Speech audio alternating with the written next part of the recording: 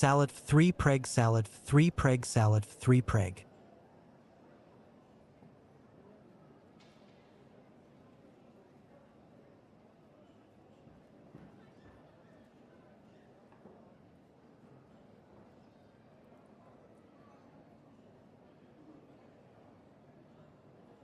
Salad 3 preg salad 3 preg salad 3 preg.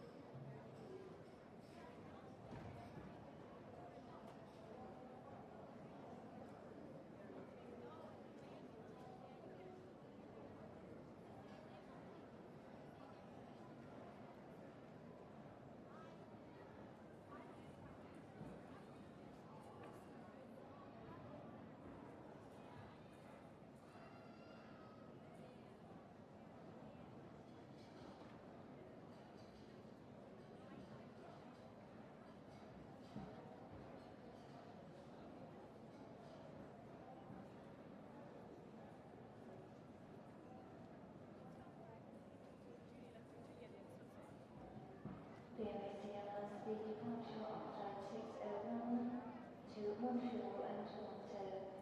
Passengers for this flight should proceed through passport control on the first floor to the departure lounge.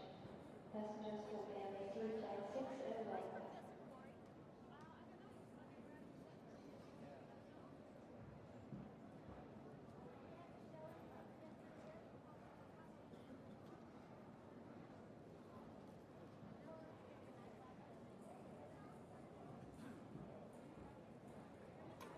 Toronto Airlines announced the departure of the first of Flight 771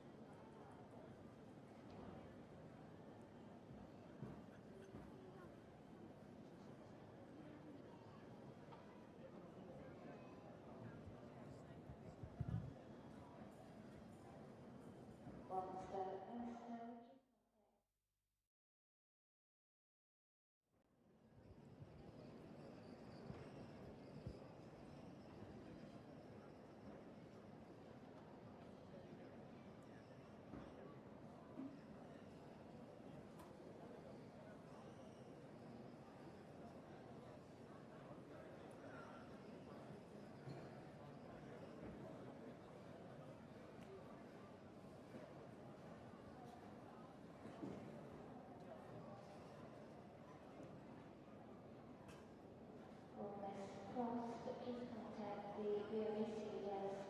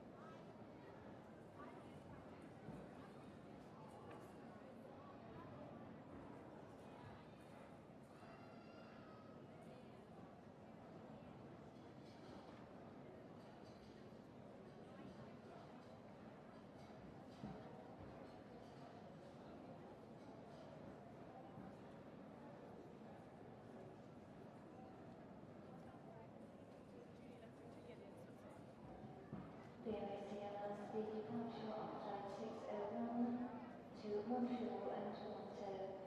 Passengers for this flight should proceed through passport control on the first floor to the departure lounge. Passengers for VOAC Flight 601.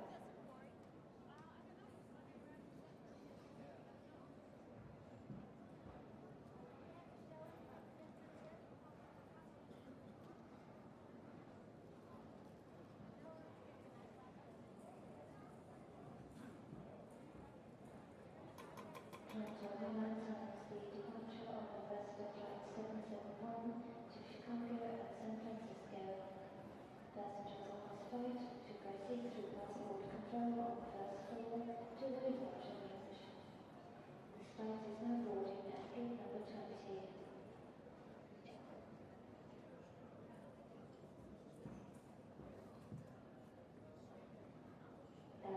Israel Airlines announced the departure of Flight 155 to New York.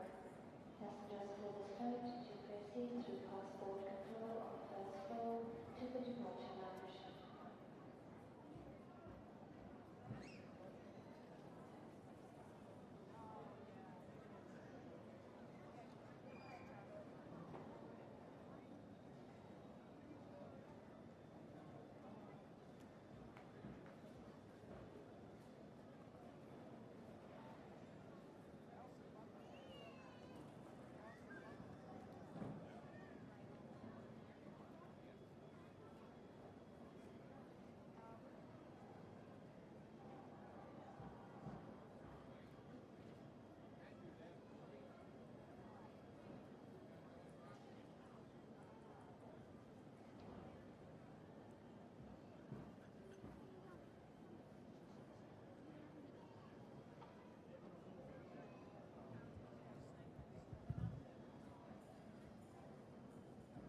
would you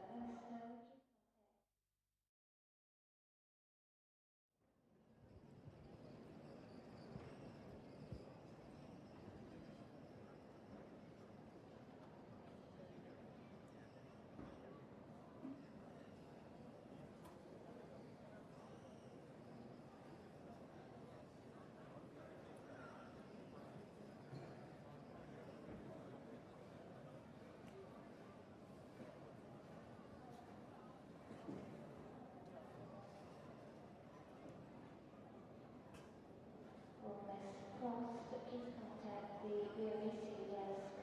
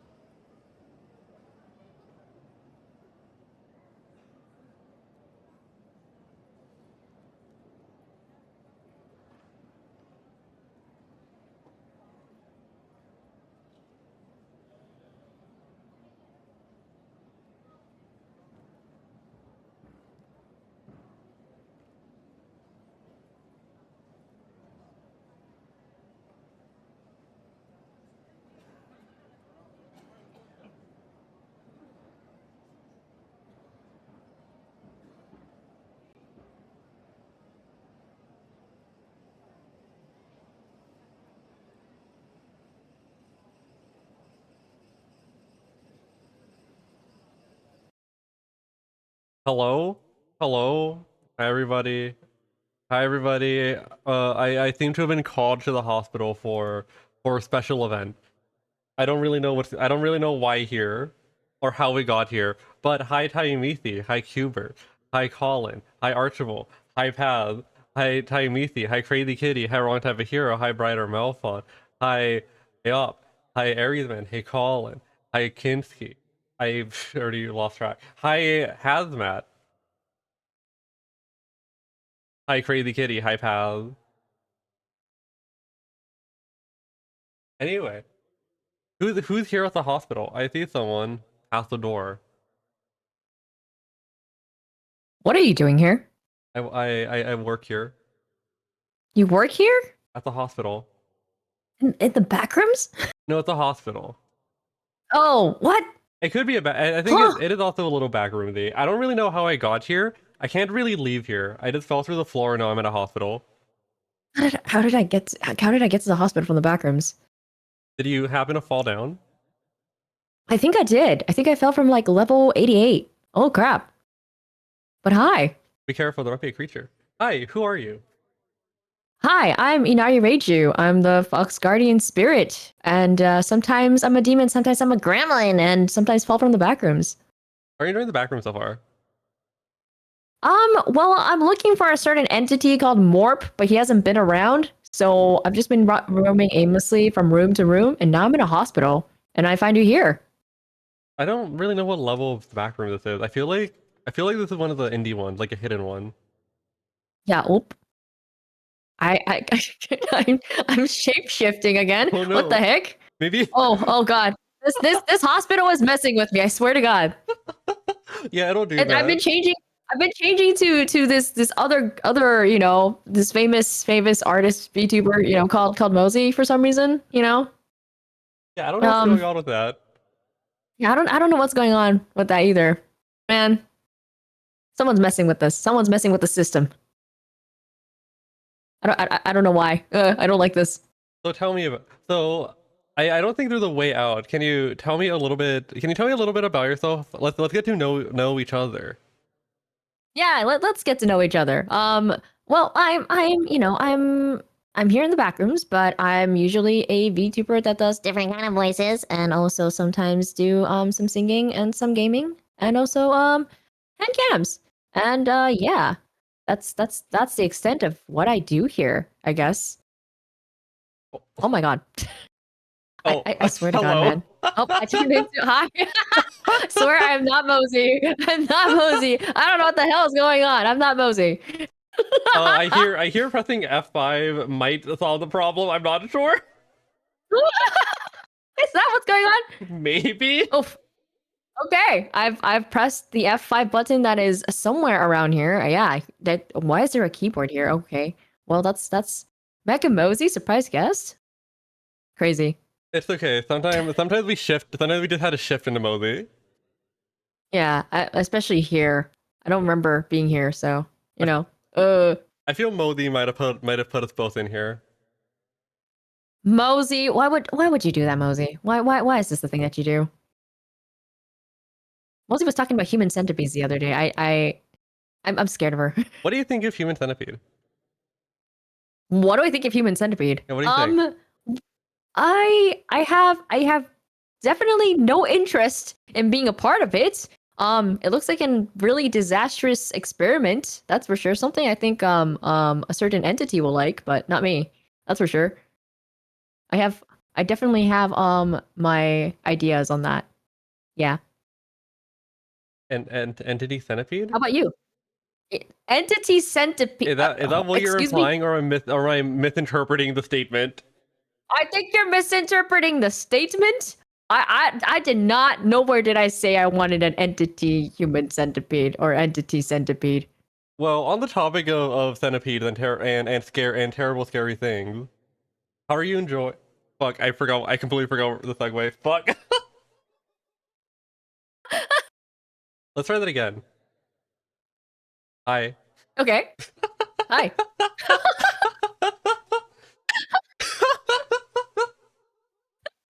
Okay. Crazy. Let's Crazy. let's pretend. Let's start again. Let's try again. All right. Okay. What are you currently up to, project wise?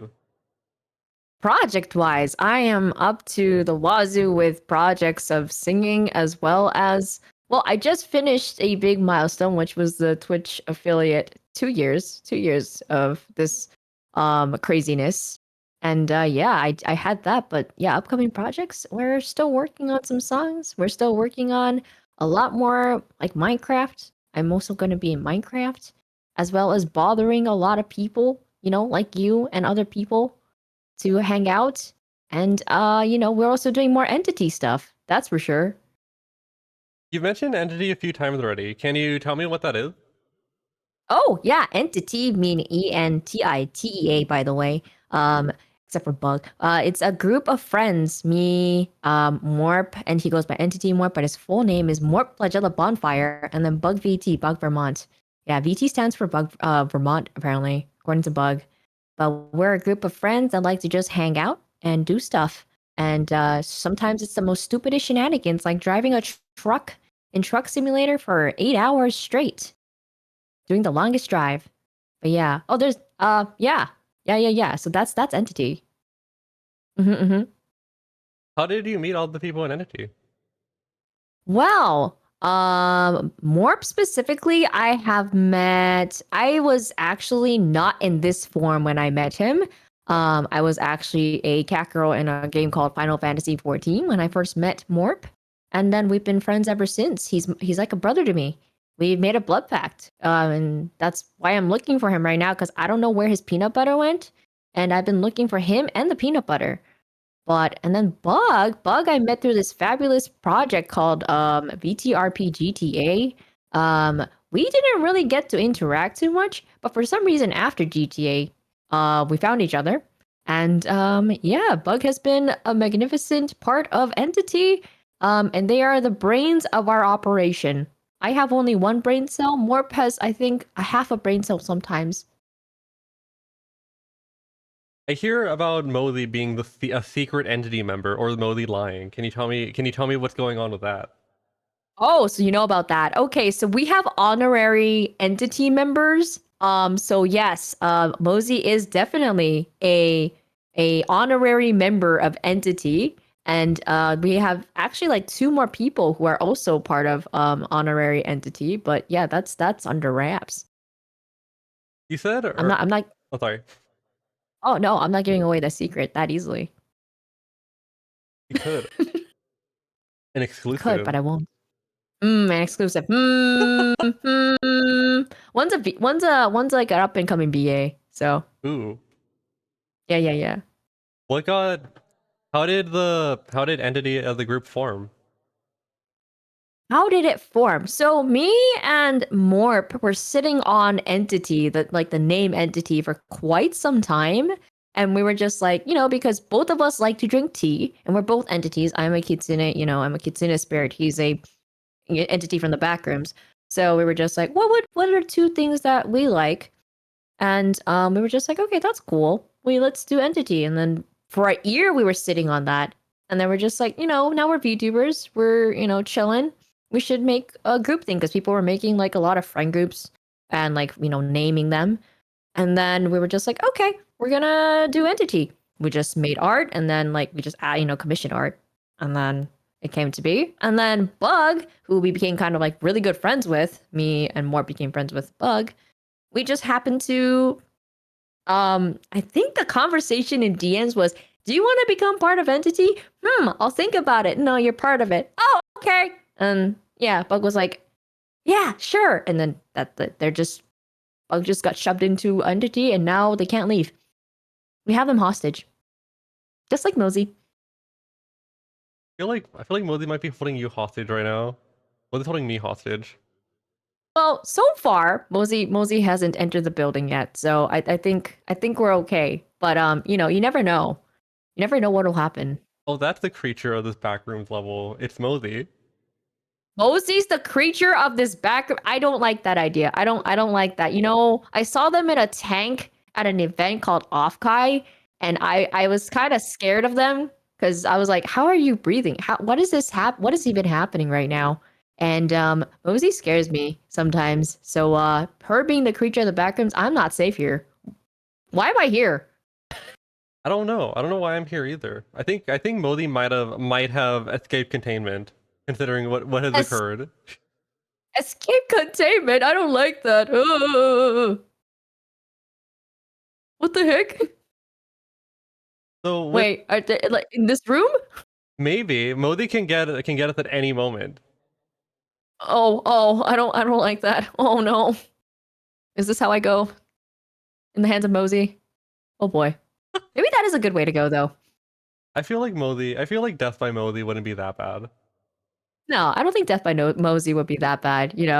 Just being crushed and just laying in her arms. That sounds like a good way to go. By like an anvil, by like some medieval torture device that she keeps talking about. That's crazy.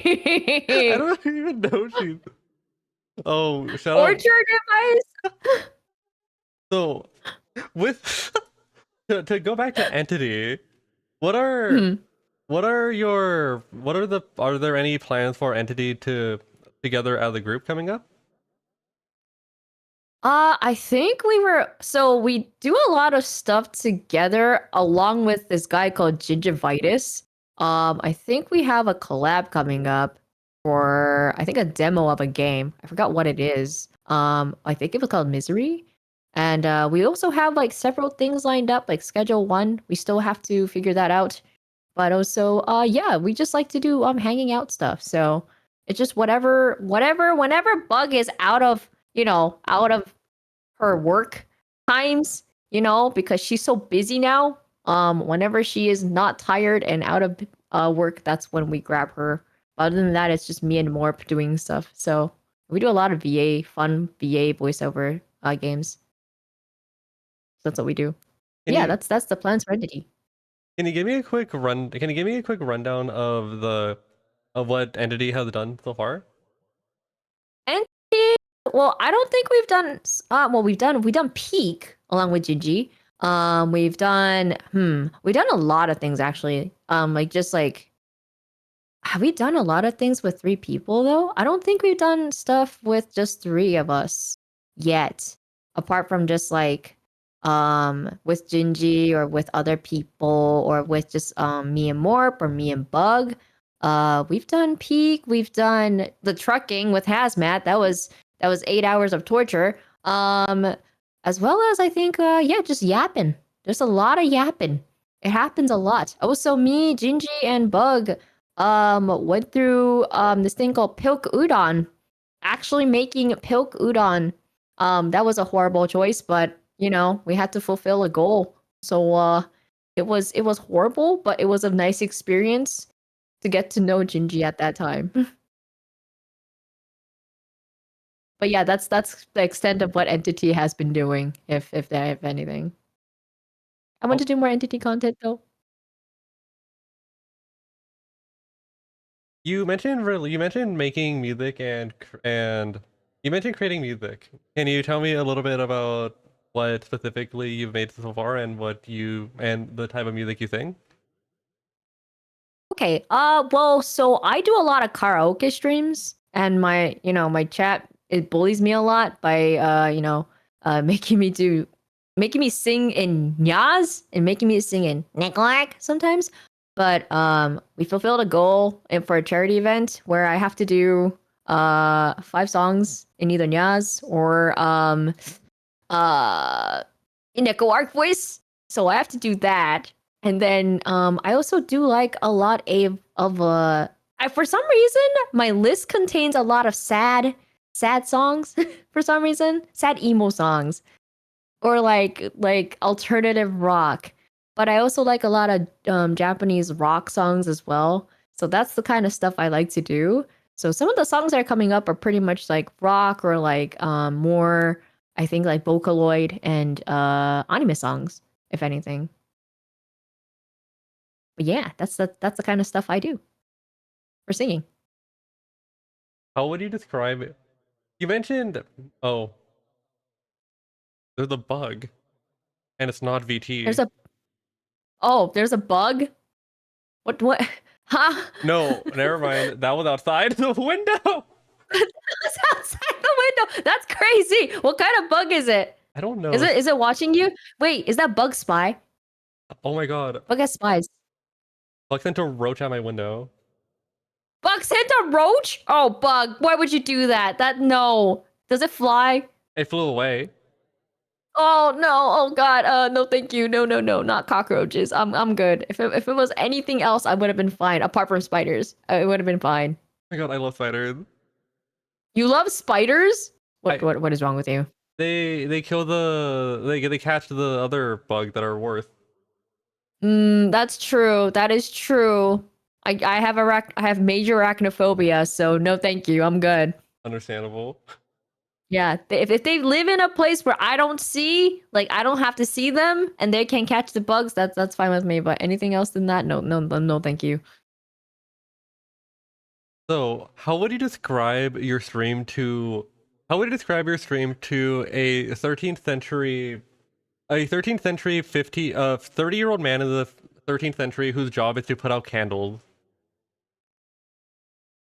Cozy, calm vibes with a lot of candles sometimes, but also chaos ensues. Sometimes there's knife fights, sometimes there's different voices in your head. There's no medicine to cure that. I'm really sorry. But yeah, there's definitely a lot of different kind of voices that happen. There's also like voices you've never heard before, I'm pretty sure, to this day. But ignore that. Don't worry about it. But that's the kind of explanation I would probably give to somebody from that century. putting candles. Sometimes you have to blow out the candles too to stop hearing the voices. And then there's people watching you from the outside, slowly keeping you into insanity. But yeah, that's the kind of vibe I think we have. Now, how would you describe your stream to someone stuck in their commute on the train in Singapore who's really into VTubers and just like ran into you and was like, "Whoa, what's going on here?"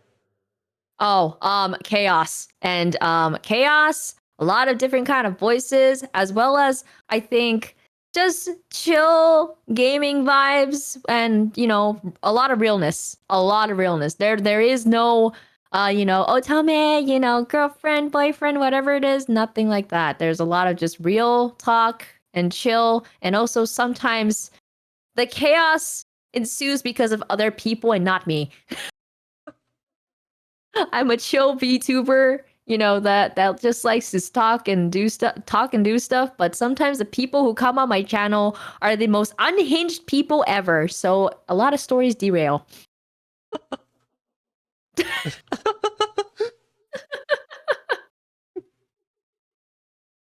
How would you? Sorry. I'm just like rotating Mosey in my mind again. Mosey is one of them. Mosey behaved last night. Mosey came on and Mosey behaved last night and was saying, I can't do this, but they were a seal. So, you know, I don't know how to feel about that. I love seals. I've been looking at so many seals. Seagulls and seals. Both. And manatees. Oh, I love manatees. Yep. I love seagulls. Oh yeah. I love Ooh, yeah. I love ocean creatures. Oh yeah. Dolphins are great. I probably would have picked a dolphin VTuber, but you know, there's a lot of whales and dolphin VTubers as well as foxes, but you know, I wanted to be a fox. Yeah. You be Now what I'm you here. want to be. But this is Yeah. a good segue as to what got you into streaming. Ooh, what got me into streaming? This is gonna be a very real talk about why I got into streaming. So I had a very bad period of time where I was going through a lot of things and I was in a very dark place. Fortunately, I was playing a game called Final Fantasy XIV at that time and met people like Morp. And he was a VTuber, as well as some other people who were in the scene who were also VTubers and or streamers. And so I, at that time, lost basically my voice. I couldn't really talk as much. And that was not because, like, oh, yeah, I got sick, but I was also, like, in a very bad place at that time. So I was like, I just kind of lost my voice. But then eventually, slowly going from that, I started to regain, you know, who I was as a person after getting out of a really bad relationship and getting out of a really bad, like, situation as well. And then I started to want to be able to talk again. So I'm not really a good talker, but and yet I work. I don't know why I how I'm able to not talk normally, but at the time I just couldn't talk at all. So I just wanted to have a place where I could, you know, start talking, gaining more confidence in who I am and trying to find myself again. So I started streaming. But you know, I didn't want to show my face, obviously. So I was like, okay, because I get really, really shy and really, really you know, more introverted. So I was like, what's a good way? And then I met VTubing. And so that's how I started streaming as a VTuber. I have a very similar like feeling on when I started as that, so it's interesting to hear. Oh, you do? Oh, that's interesting. Wait, I would like to hear that. So I've said I tell this story like often on the stream, but I started streaming because of the Hershey post that popped off, and Oh. after that I kept doing it because I thought it was really fun, and it felt Mhm. like a nice creative thing I could do. It felt like a nice creative thing I could do that didn't scare me, because I was scared Mhm. to put art out there. I was scared to make music because I was scared of embarrassing myself. But for some reason, I felt most comfortable with streaming. Ah, I see. And with that, I felt like I could finally be myself in a way. Not be That makes a lot myself. of sense. Not be myself, but be more open because there's an audience there and it's trying to be entertaining. And Right. since then, and that made me a completely different person. I see. That's like that's so funny though. Because before that, Mhm. I was really quiet. I didn't talk to anyone other than like the people I thought were safe Mm, and all that. Not safe, but the people I right. knew already. And it Mm-mm. was just a way to put myself out there. And I felt, and inside, I always wanted to talk to people. I always wanted to be a type of person. Mhm. And streaming let me achieve that. That's actually really great. Like being able to like do that and then get there. I It's felt, actually really cool. I felt like a part of me become unlocked, which I made the realization when I was at Offkind. I was talking to a lot of people. Oh my god. Off guy. Oh my god, off guy. Would you like to Yeah, talk I feel about? like oh yeah, I mean like I feel like that's kind of the same narrative I came from at off guy too. Like I met a lot of people, but also like it unlocked a part of me that was like that was an experience. Like it unlocked a few parts of me that I was like I had basically locked away and like especially in the confidence department, it's like I was so surprised that so many people kind of like wanted to meet up and like you know they wanted to like meet and talk and I was like that's so cool. I have all these friends that I made along the way that I now can meet IRL. And it's like, oh, this is and I had like productive conversations with some people, and I realized like I have done so much. And there's a lot more that I can do, but there's so much creativity around me that I can feed off of, and that I can be like, oh, there's that. And I feel like that unlocked a lot of things for me as well, and made me realize like how much I've actually already done. Because like I always look at myself and I'm like, I see the other side where it's like, I don't think I've done enough. But at this con, I'm like, I've actually done this much, and that helped me a lot as a person Yeah. and as a streamer. I feel so the same. It for me it clicked in the middle of the convention when I was talking. I forgot who I was talking to, but I was talking about my own stuff, Mhm. and I was meeting other people, and I was just reaching out and just talking to random people, and I would have never done that beforehand, and that's because I was so scared of talking to people because of prior experiences. Mhm. I felt I felt like a different person than I was a year before, even a few months ago. And I was so happy that I could finally see progress. Though I still Mm. do feel like I'm not doing enough or that I'm not skilled enough in the things I do. But people keep telling me that I'm that people keep telling me I'm good, and I see all the people I'm around now. As you said, I'm surrounded by so many creative people, and there's so much inspiration there, so Mhm. much creativity, and I'm so happy to be in the community. I'm so happy to be surrounded with all this because everyone's also very nice. Oh yeah, everybody's very nice. I mean, like it dawned on me that like yeah, sure, a lot of things are happening right now, but like the people around me and the creators around me have been such a big influence to me in a positive way. And like everybody seems like really like positive in this community that I'm a part of, that, it just trunks a lot of the bad, the bad parts about it. So it's really cool. It's really cool to see like the development of in my mind. It's just like it's really cool to see like so much different things, like being more positive about some views, I guess. I remember being scared of a lot of VTuber community when like 2 years ago because of experiences I had with streaming. But another thing that I realized at Offkai is, oh, I have put myself in a situation where the people around me are all nice, creative, kind, respectful. And obviously with any community there's gonna be people who suck, but I don't I we're not there. We don't suck. People watching don't suck. Yeah, exactly. I felt that. I felt that like at Offguy, but also like even before Offguy when we were all planning. I felt like, people around me are just super kind, and there's just like I specifically not in this in the VTuber community or not in streaming community, but like even before when I was playing Final Fantasy, there were some really bad apples that I just happened to be around that, you know, it caused a lot of issues. But like coming into this community specifically, I have not met anybody that really triggered anything, like no drama, no nothing, and it's been super nice being around a nice community that watches each other, makes sure that they're okay, and uplifts them. Yeah. The importance of community is eternal. Everyone be nice to each other, smile.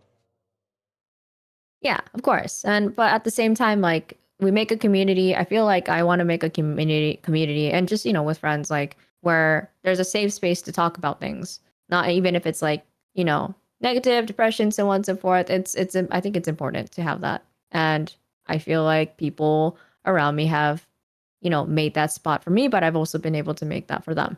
So Yeah. it's been nice. That's what I try to do with my streams as well. Make a safe space for people to talk about stuff or to feel things. Because Oh yeah. especially because it's hard to find a lot of those spaces, especially now for a lot of people. Yeah, it's I feel like it's always not on my streams specifically. I think on my streams it's been really my community has been really understanding of me not wanting to be parasocial, but at the same time and also like we're not like like great friends. But like I'm in a place where people can talk about things and we can, talk about anything pretty much unless it's like stuff I don't want to talk about. Yeah, the always making sure the people around are respecting boundaries and aren't pushing things that they shouldn't be pushing. Yeah, exactly. Exactly. Because if you do that, you get killed. Oh god. Yeah, you get canceled real quick, you get killed real quick. You don't want that. The ban button is so vibes. Yeah. I don't think I've had to ban anybody except for this one person who came in and was just like, "Hey, like, come see my, my stream," and we're just like, "What the fuck? Go away." I luckily haven't really had to ban many people recently. There's only been one person who's been like phobic to me, but whatever. It happens. Yeah. Whatever's. We just brush it off and be like, "Bye." Yeah. Dog phobic. Dog phobic. I think the only time I remember having to ban people have been, oh, the person is not an adult, so you are not, go away. Oh god. Yep. Go away. Yeah, the thing Paz said is someone just like randomly being like, I'm not, or like, is like, sorry, the person who was being phobic to me said, I'll never be a woman. I'm like, am I trying to be? What the heck? Then they got banned. It's like, you're trying to be transphobic in like a way that you're doing it wrong. Also, What the don't be phobic. That's just weird. That's just weird. Oh my god. Yeah, you can be whatever you want. But Yeah. like, like I have a male version of me. But like at the end of the day I'm still female. Yeah, it's just like, we're being transphobic now. Okay, but like how? But like what are you trying to say here? Because like this is nowhere like how here. and why? But Like, go away. We don't need your opinion. Go away. Yeah, go away. We don't want you here. Yeah, we don't want you here. But let's not pay more real estate to people who don't deserve the space in our brain, and go on to the next question. Exactly. Okay. Is there any specific streamer that was your biggest that you point to being one of your biggest influences to start streaming? Ooh, oh my god. That is a loaded question. At the time I started VTubing, one of the people I did look up to and that influenced me was Iron Mouse, of course, but also I feel like a lot of indie streamers that I watched at that time, like more friends were a lot of them were indie VTubers. And so Shroomy Bunny, there's also Muse, Dead Muse, as well as other people kind of inspired me because they're very creative, artsy people, like the people I, hang out with now as well. So those are the kind of people that I watched and I was like, oh, this is really cool. Like VTubing is really cool. And they were a big inspiration to me. Like I know a lot of people are just like, oh, like Hololive, so on and so forth. I mean, yeah, my Kameyoshi is Suisei, but I feel like that came after knowing a lot more about VTubing. But my gateway to that and me looking up and being like, oh, wow, this is really cool, being a VTuber was actual indies that, were up and coming that, did a lot of things. So it's interesting to hear you say that because a lot of the people I've interviewed have also been in a similar situation where a lot of their influences have been other indie people in the circle. Yeah. Okay, I can see that. I feel like there's definitely like people in corpos and stuff like that that I did look up to that I'm just like, oh yeah, this is cool. But like me actually getting into VTubing and wanting to be a VTuber was definitely because of other indies. It's a very different world to see the indie side of things versus the corpo side of things. Oh yeah, there's a huge difference between those. And like I don't really work with VTubers, but I do work kind of in the entertainment industry. And so like seeing kind of like the backside of like VTubing a little bit here and there for corpos, I'm just like, yeah, there's a lot more different stuff going on. But like as an indie, you have so much more that you need to do on your own. And like being able to juggle all that while working, by the way, full time is like a whole nother shenanigan. So that's why I feel like, watching these indies, I'm just like, that is a lot to do, but it looks so much fun. It's like a challenge to myself. Yeah. The whole I don't like the phrase specifically, but the whole struggling for your art thing. Yeah. I get that. Where Struggling for your art, yeah. I think where people frequently say sometimes it sucks to do it, but you have to do it because that's how you make something really cool. Yeah, I mean that's how people, I think, like, not only just VTubers but just creators and just like, in the entertainment business, it's like you want to be creative, you want to do stuff, but like it takes so much effort and time, but like it is so fun doing it and it's so worth it. It's so worth the time putting in to the creative stuff that you like to do, want to do. Whether you make it or not is up to you, but and the people around you, but like starting it is a lot of is a lot of work, but it's fun. Yeah. I had a similar I realize this like all the time where earlier today I finished editing a video that I spent the past few days on for something I'm applying to, and I felt so upset and frustrated and was so what's the word? I was so irritated and annoyed. And then I finished it, saw the end product. I'm like, wait, this is cool. Yeah. I completely understand that. And that must have been really cool too, to look at it and be like, wow, I made this. Yeah. I had similar. Maybe it was Scuff. I made it in like 4 hours before the day, but the video that I made for the, my anniversary stream, I made it in 4 hours and I was struggling and I didn't sleep. But after I made it and I watched it with Morp, I was like, I made that. That is so cool. And I don't edit much videos, so Morp does the editing for most of my videos. So when I go into doing editing, it takes a while. So yeah. I hate editing, but I also love editing.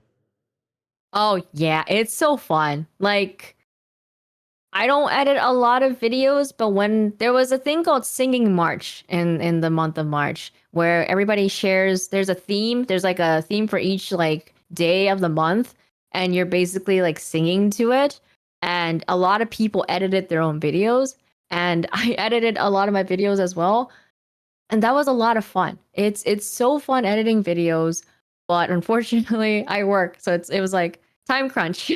Yeah. But I always hear like people use like, oh, I use Adobe Premiere, I use this and that, I use Wondershare, so that helps a lot. I've never heard of this. Oh my god. I use a thing called Wondershell Filmora, which some YouTubers, actually, like more vloggers and stuff, use. Wait, I But for remember me- the ad. Did Wait, I remember that this video was sponsored by Wondershare Filmora. Yeah, exactly. It's like, this video is sponsored by Wondershell Filmora. Yeah, that one. I saw the logo Yeah. and I got like flashbacks. Flashbangs. Yeah. I use that because it's a lot more easier for me. I feel like, because I'm not like expert editor or anything like that. So Oh yeah. it's helped a lot. Video editing is a very time-consuming thing to learn and consuming and to do. Yes. My video editor was Premiere for a while because I had it through school, but I don't have Adobe anymore, and gonna cause some strong controversy. Hot take: I hate Adobe as the company. So Don't we all though? Because of the amount of money they're just taking away from us, as well as like so much add-ons. they're I don't so like evil. no. I am in the same boat as you, where I don't like Adobe. I would like to not give money to Adobe, but unfortunately, the work that I do consists of me looking at PDFs all the fucking time. So I need Adobe. Oh no. Yeah, it sucks. And I have to pay for a subscription for that, and it really sucks. Also, I don't use Photoshop as much, but I do use Photoshop at times because Canva sometimes won't do what I want. So I'm paying for that as well. It's so expensive. I try to de-Adobe myself as much as I can. I stopped using Illustrator and started using Affinity Design and started using DaVinci as my video editing software, and I Oh, DaVinci's good. I really like it. Oh yeah, yeah. I've used DaVinci before. It's really good, but because I don't really edit my own videos, I'm just like, I don't know when I'll use this. A bit overkill sometimes, but you know, it depends on what tool. It depends on what you need to do and what tool you feel most comfy with. True. That is very true. My primary things for video editing are if I need something that's just cut clips together, maybe a little subtitle, that just use CapCut. Hmm. But if I need Oh, CapCut, yeah. But if I need something more intensive, then we hop on DaVinci, we start fucking with the node. just fuck with everything, just create the most craziest thing ever, and then it's like, oh, I made that. Oh Let's go. Oh my god, I need to show you the thing I made later. I can't show it on stream Yes. because it will dox me. Yeah. Oh god. Oh no. But I will show. Well, you already know. You already know what I look. You already know what I look like. I will. Yes, I know what you look like. Shout out off guy. Shout out off guy. Whoa. I'm not gonna do that, Colin. Try again. Nope, not that. What do you? What? I have one photo of you.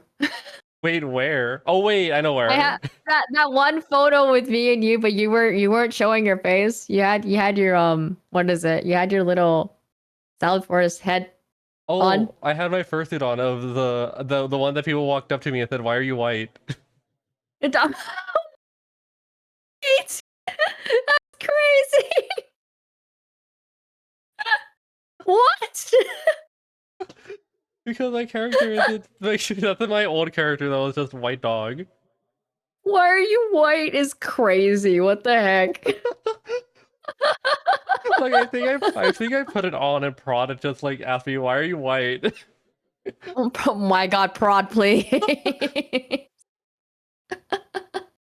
Oh dear lord. You know what? Sometimes, you gotta turn white when you're in the real world, See, that doesn't happen to me. If I stay inside too long, I look kind of gray. Gray! You turn to what's going on? No, like you know how I've talked. I don't. It doesn't bother me to talk about my like real life skin tone, but like I've got a bit of melanin in me, and if I don't go outside, I Right. look a bit like, oh my god. You look very, very ash. Yeah, That's what it is. I'm like, Yep. not like Gray gray. forest. Not like Gray? gray, like I'm like a tree just burnt down. Just gray, like oh my god, where's the? Man. You're like a little. You need to get a little more saturated in there. You need a little more sunlight on you, buddy. Get more color in you so you look a little bit more healthy. I go outside more now. That's good though. Walking around, looking at the sun, crying that it's so hot, come back in, stay inside forever. I'm so happy it doesn't get that humid where I live. You are so lucky. Here, outside of the back rooms where I live, it's so fucking humid. It's so bad. I'm so not used to the humidity that when I remember going on a trip to I think Boston and getting off the airplane, I was like, oh my god, why am I sticky? And it was the middle of the summer, and I was like, Oh. because over here in like drier climates, I guess the word of wisdom is wear long sleeves because they reflect the sun. Right. But when it's like really humid, I was so confused. Why is my clothes sticking to me? I'm not even sweating.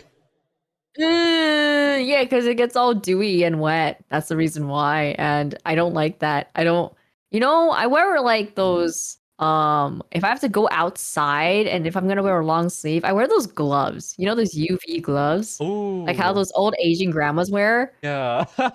Yeah. I'm not even kidding. The old Asian grandmas wear those like or even like younger Asian girls, they wear the UV gloves and then the UV hat and stuff like that. That's kind of what I have to wear, or else I burn to a crisp. And I don't want to burn to a crisp. The like hat that you the hat that like a not how do I describe that shape? How do you describe that The shape? It's like concave out. looking ass. I don't know. Like kind of like a bell, but also not.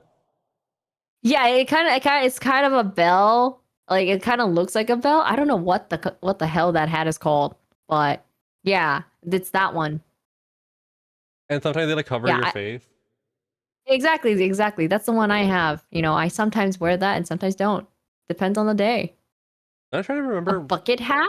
Not a bucket hat, because the bucket hat doesn't cover No. that much of the sun. Yeah, there's like bigger. It's a bigger like hat. I feel like that shields you from the sun. You know, it's great for vampires. That's for sure. I'm not a Yeah. vampire, but yeah. And I'm trying to remember what I'm trying to figure out what the shape of this is called. What is now? Yeah, that's gonna bother me so much now. What is it called? God damn it! It's not What is it called? not a sombrero. Oh, well, nope. Is it like a sun hat? Maybe? Is it literally just called a sun hat? Is it a sun hat? I feel like a sun hat. It- No, that's a sundress. No. Oh Oh, my god, a sun hat goes out so. Oh, these are pretty. sun. Oh my god, straw sun hats go out so big. They're so big. What the heck? Oh my god, the first one's so pretty. With I don't know if you the first one on Google is like so long. It's very long. I think I know what you're looking at. It's very long. Got like she's got like the white eyeliner. Yeah. Oh, I see that. That's crazy big. What the hell? kind of pretty. It's very pretty actually. The tangent of hats. Damn. Yeah. Different tangent of hats. I think I think the best hat to wear to protect from the sun is one that just goes out really long. Everyone wear a sombrero or I don't know what the name of the other ones are. Just sun hat, you know, sombreros and good hats that have long, hat areas. The If you see, circumference must be very big. yeah, if it's something an old person wears, then put It'll that on. They're it'll probably be on good. something. Yes. Whatever an old person wears, they're wearing that for a purpose. Vest, gloves, hats, you name it, including the stuff that they have in their bags. So Oh. you should also have those. Same with farmers. Oh, yes. Farmers, yes, for sure. You should wear overalls every day. Overall, kind of go. Oh my god, a folding shopping cart that you take on like on the train and the bus. That old people love that, but oh my god. Oh my god, I actually use that when I have to go to like the market, like when I have to go to the supermarket because I'm just like I have to buy groceries, so I'm just like I need to go out of my apartment. I need to, get stuff and then come back. So I actually have the one, the folding, carts. I have those because and it has wheels on them. You just go, "Bring," you know. They're so useful, especially if you have to get on a bus or a train or walk. Oh my god, yes. I mean, especially the ones that have really good tires and they're like stable on the bottom and they have a really good balance. Those are the best. We're in our old people era right now. Yes, we are definitely in our old era, old people era right now. We learn from the old. It's very good. They like have wisdom to impart, which is take a cart. You don't need to be like carrying 5 bags around you. It's okay. Nah. Yeah, exactly. It's great. And especially if you can make that cart into like a handbag, which is like how most shopping, the foldable shopping carts happen to Yeah. me. It's so great. It's so great, guys. Oh my god, there's like a It's so luxury. portable. There's like a luxury one that just dropped. A luxury? What? It's like a luxury shopping cart. I forget what it's called. It has like a name. What? That's crazy. What? I forget what I've it's, never seen that before. it like turns into a really you know the really big Gucci bag? Not Gucci, Louis Vuitton bag. Okay. All right. Like it's from a brand. I see. I don't think it's from a brand. I think it just got really popular on TikTok and someone's trying to make it really big. What the frick? Yeah, I'm not sure what's going on with that. I don't know about that. That's kind of crazy, actually. We need to get out of the Louis Vuitton store. What we need to get out of here. Why are we here? Why are we here with this? No, I don't have that kind of money right now to buy anything like that. Hello? But I kind of want that much money. Oh my gosh. Yeah, you need to create more things then. You gotta create more things, make more monies. We need the moolah. We need the moolah, Forrest. We need to become the biggest VTubers. Yeah, we need to become like the strongest, awesome VTubers there ever is. That's what we're gonna name our group. Just the strongest, hardworking VTuber. Oh, That's VTuber. If you're not here, you suck. oh my god, Being toxic. we're gonna get so canceled so easily. No, no, like it'll be like you're only in this if you're good, and we're never gonna have like a dispute or a controversy other than being kind of catty. Kind of catty, just a little bit catty. It's not that bad. We're just like meow meows. Like it's a lot of gossip and drinking mimosas in the morning, but Yeah. but there's no labor violation. No labor violations. None. There's no labor violations. You get paid well, on time, Good work-life no balance. secrets. Yeah, good work-life balance. No secrets. Nothing of the like. No drama, except for maybe like one bug sometimes might cause a controversy, but that's because they're saying, yeah, VT's Vermont. Yeah. Anybody who has VT lives in Vermont. That's about it. I wonder what it's like in Vermont. I don't know. I've never been to Vermont before. I've been near I know it. one person. Yeah, I know one person who has VT in their name who said that they actually live in Vermont, and I'm like, that's goated. Let's fucking go. I was like, oh, there's an actual VTuber that has VT in their name and is from Vermont. Let's go. But on to the next question. Mm-hmm.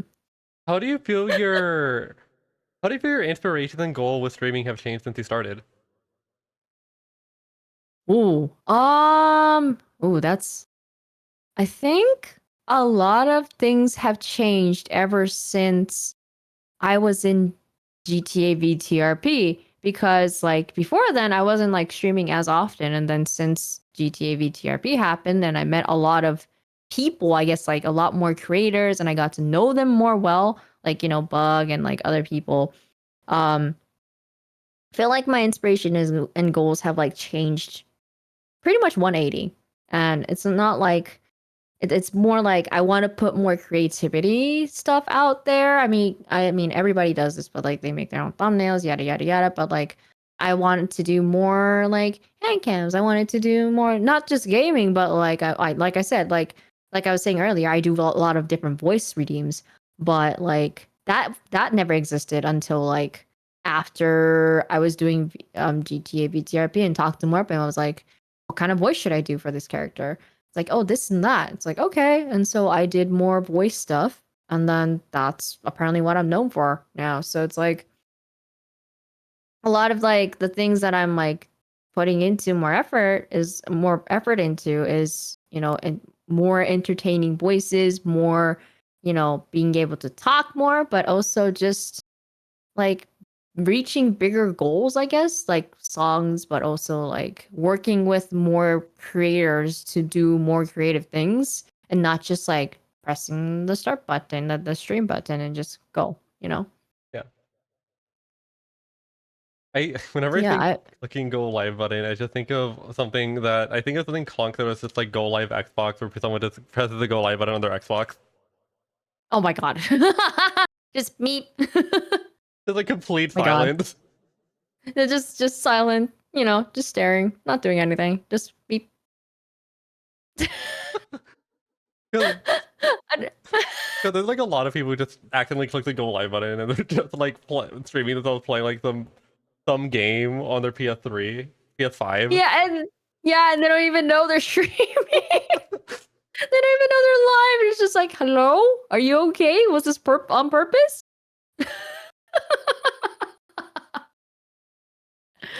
Poor things. I know a few people who like, even like on their OBS, like when they're trying to record something, right? And they accidentally press their streaming button.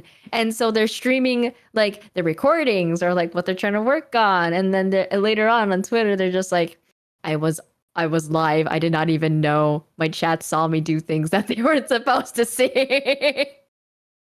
I'm like, oh no, accidental leaking. And then they're just like, oh, you're so adorable. It's like, no, you weren't supposed to see this. That happened during one of the Hold on. Is this no? This isn't hidden information. During one of the meetings for G, this is lit. I think Rackleton just accidentally went live for a minute in the middle of a meeting. No! Are you serious? Yeah. Oh, that's crazy. That's Shout out Rackleton for that. Oh my god.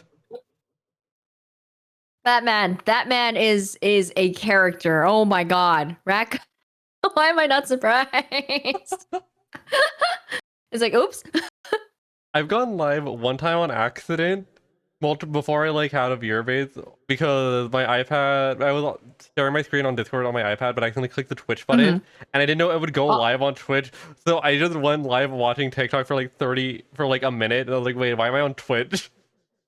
Oh no. Thankfully, there was nothing weird on my TikTok, Well, that's good though. That is good. because there frequently is.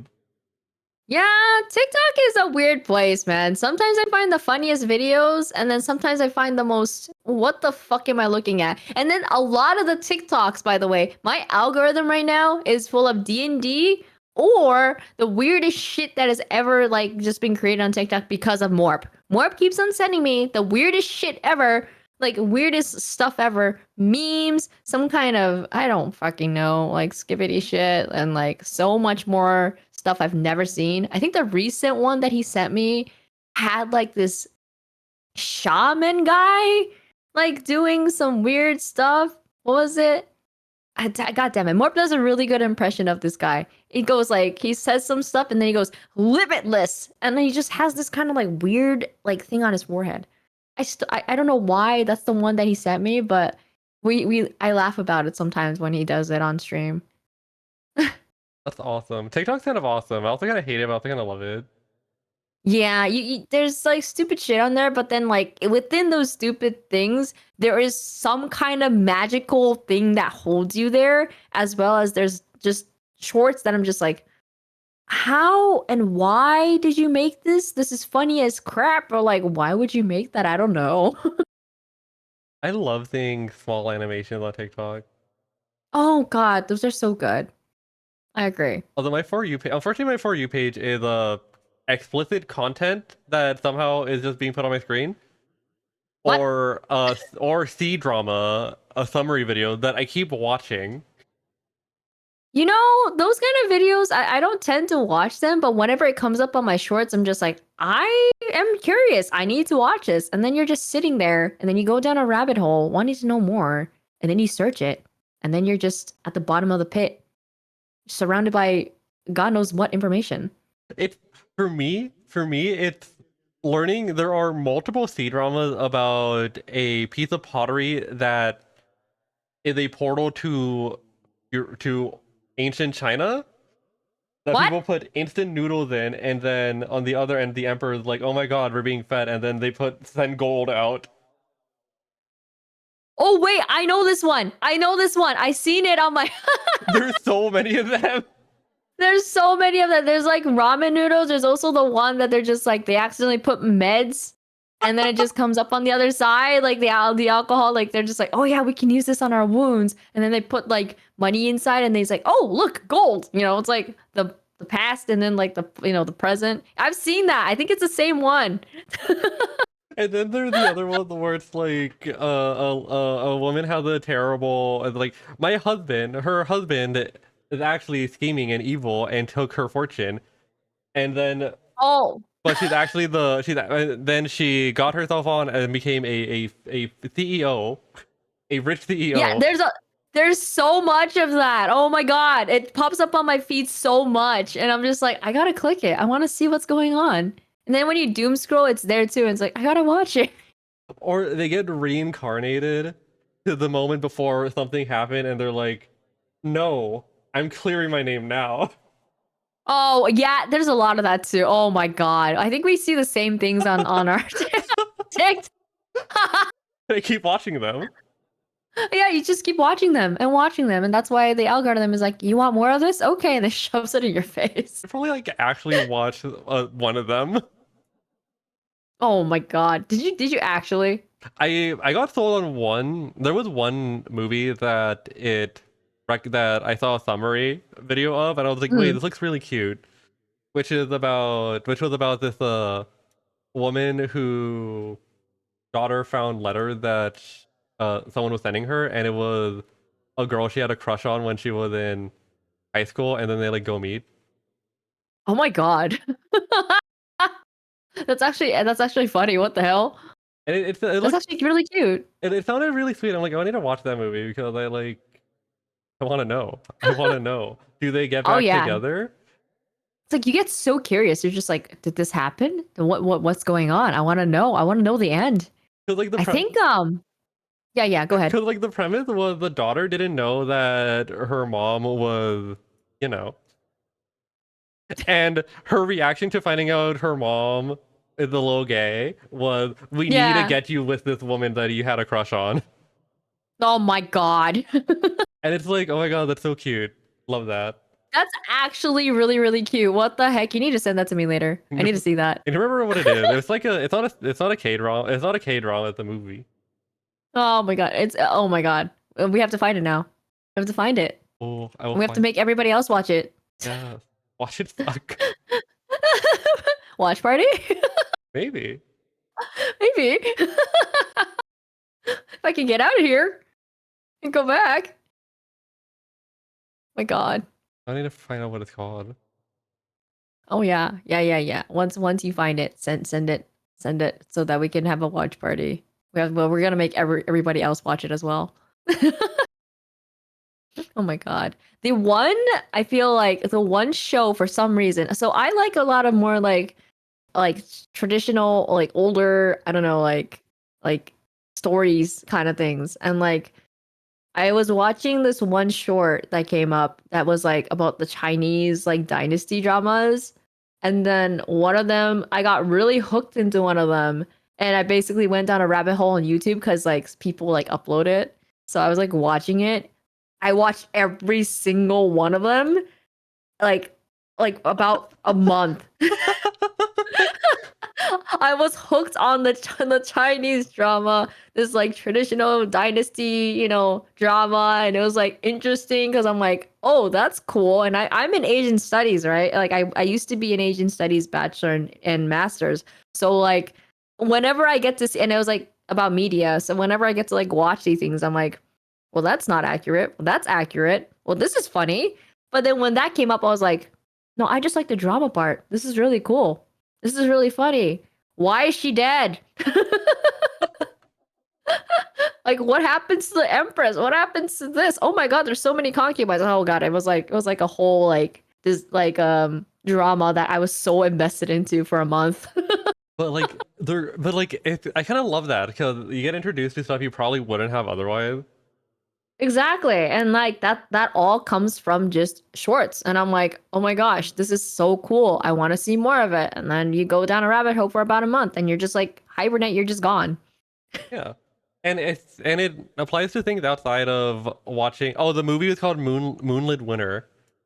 Moonlit Winter. Okay, let me where's my phone? Oh, here's my phone. I'm Okay. linking it in Discord. Okay, cool. Moonlit Winter. Okay. I'm gonna Shout write out that gay down. people. Shout out shout out gay people. Yeah. Guys, shout out gay people. Let's go. Oh, that looks so good already. I love the poster. What the heck? That looks so good. And like the shots they have on IMDb, they look so nice. Oh my god, that looks so nice. If it The looks heck? if it looks too Man. nice, I'm gonna copy it on my stream. You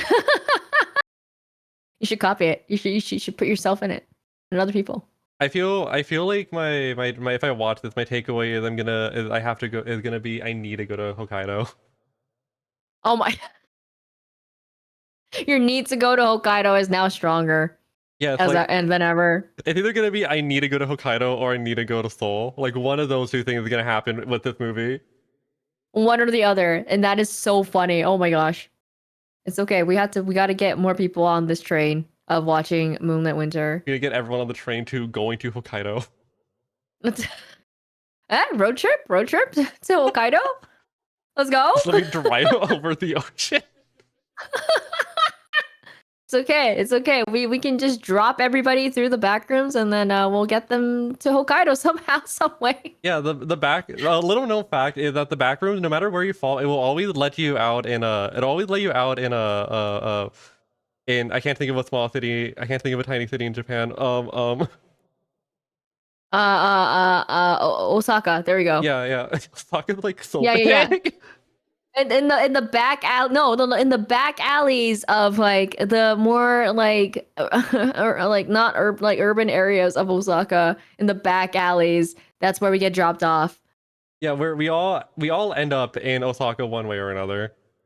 Yeah, like one way or the other, we just get dropped off in different alleyways, like back of the buildings. Because there's an area in Osaka where a lot of people probably shouldn't go, just because the crime rate is kind of high.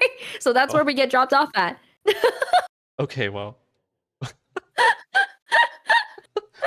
Oh my god. Hey, the backrooms shouldn't be. Backrooms is not kind, okay? Sometimes that's what happens. So It's a free trip. It's a free trip to Japan. yeah, it's a free trip to Japan, but you know, at what cost? At what expense? You might get shanked and all your wallet gets taken away. And you know, we'd love that. Oh yeah. But speaking of getting shanked in cities, how did you get into VT fucking GTA VT? Oh my god, what is the abbreviation? GTA VTRP. Okay, GTA VTRP. I think VTRP is fine as is. How did I get into VTRP? Well, there was a form that I think Berrybug and Grimmy put out that they were doing this whole thing called GTA VTRP season 1, and there was a form that they had sent out being like, big or small, you know, if you want to be part of it, please sign up. So I signed up, although they said that it wasn't guaranteed that everybody could join. So I was like, you know, this was around the time. Okay, so this was around the time that, and I was talking about this in my anniversary stream yesterday. This is around the time that I was actually going to quit VTubing, because I was like, I don't know if this is for me. I don't know if I'll have enough time, you know, or like, can I make enough time for this? Am I creative enough? So I had a lot of self-doubt about it. So I was gonna quit. And then I saw this opportunity for, you know, GTA VTRP. It's like, oh, there's gonna be a lot of people there and blah blah blah. I'm like, okay, you know, I'll just sign up and see where it goes. If I don't get through, then I'll just, you know, probably like stream less and less and less. I got a DM from Barry saying, hey, get in this server and, you know, welcome in. And I was like, oh, that's cool. What the heck? And then yeah, I got into GTA VTRP that way. And the rest is history. Yeah. What was your role in it? Okay, so there's a lot of different things that was happening because you could change your roles real easily in this GTA. So why I was supposed to be, what was it? I was supposed to be a what is it? Maid cat cafe worker, but it was basically a front for a mafia group. But I also worked as an EMT and also in the police force. But what I was doing was I was a spy for both of them, basically, like for the mafia. And I was basically getting, so if you were part of the police force, you would get, like, you can get bullets and guns for like less money. And then EMT, you know, obviously you're going to be healing. So I was like grabbing things and I was like, you know, selling them for less. Actually selling them for more sometimes, or like grabbing bullets and stuff for other people and just selling them off for higher prices. So and then like bringing back, you know, making certain people owe favors to us. But I was mostly a police officer, I think. And then I got to betray the police, I think on one of the last day, second to last day, to save somebody, and that was pretty fun. But yeah, that was basically I was the corrupt one. Yeah. It's a whole story that didn't really pan out all that much, but yeah, I was in the middle of a lot of things, and most of the time, half the time, I had no clue what the hell was going on. In a VTRP2 situation, do you think you would reprise your role or do something new? Ooh, I think I can't talk much about it yet, but there is something brewing in the background with Morp and VTuber, Bug, and a few other people, I think if I remember correctly. We have to talk more about it once season 2 comes around. But I will not probably be reprising the same role. I will probably be someone else.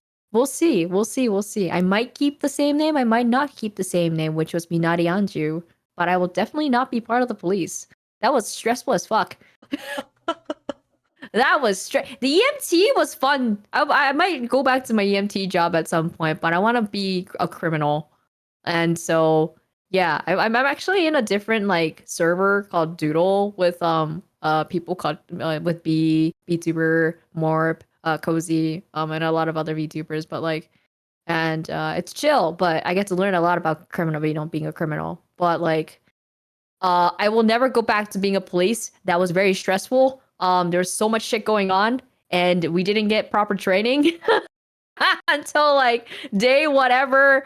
That we were gonna go to war, I guess, with like the criminals and stuff, and it was really bad. So I punched. Do you know the Hollow Stars boys?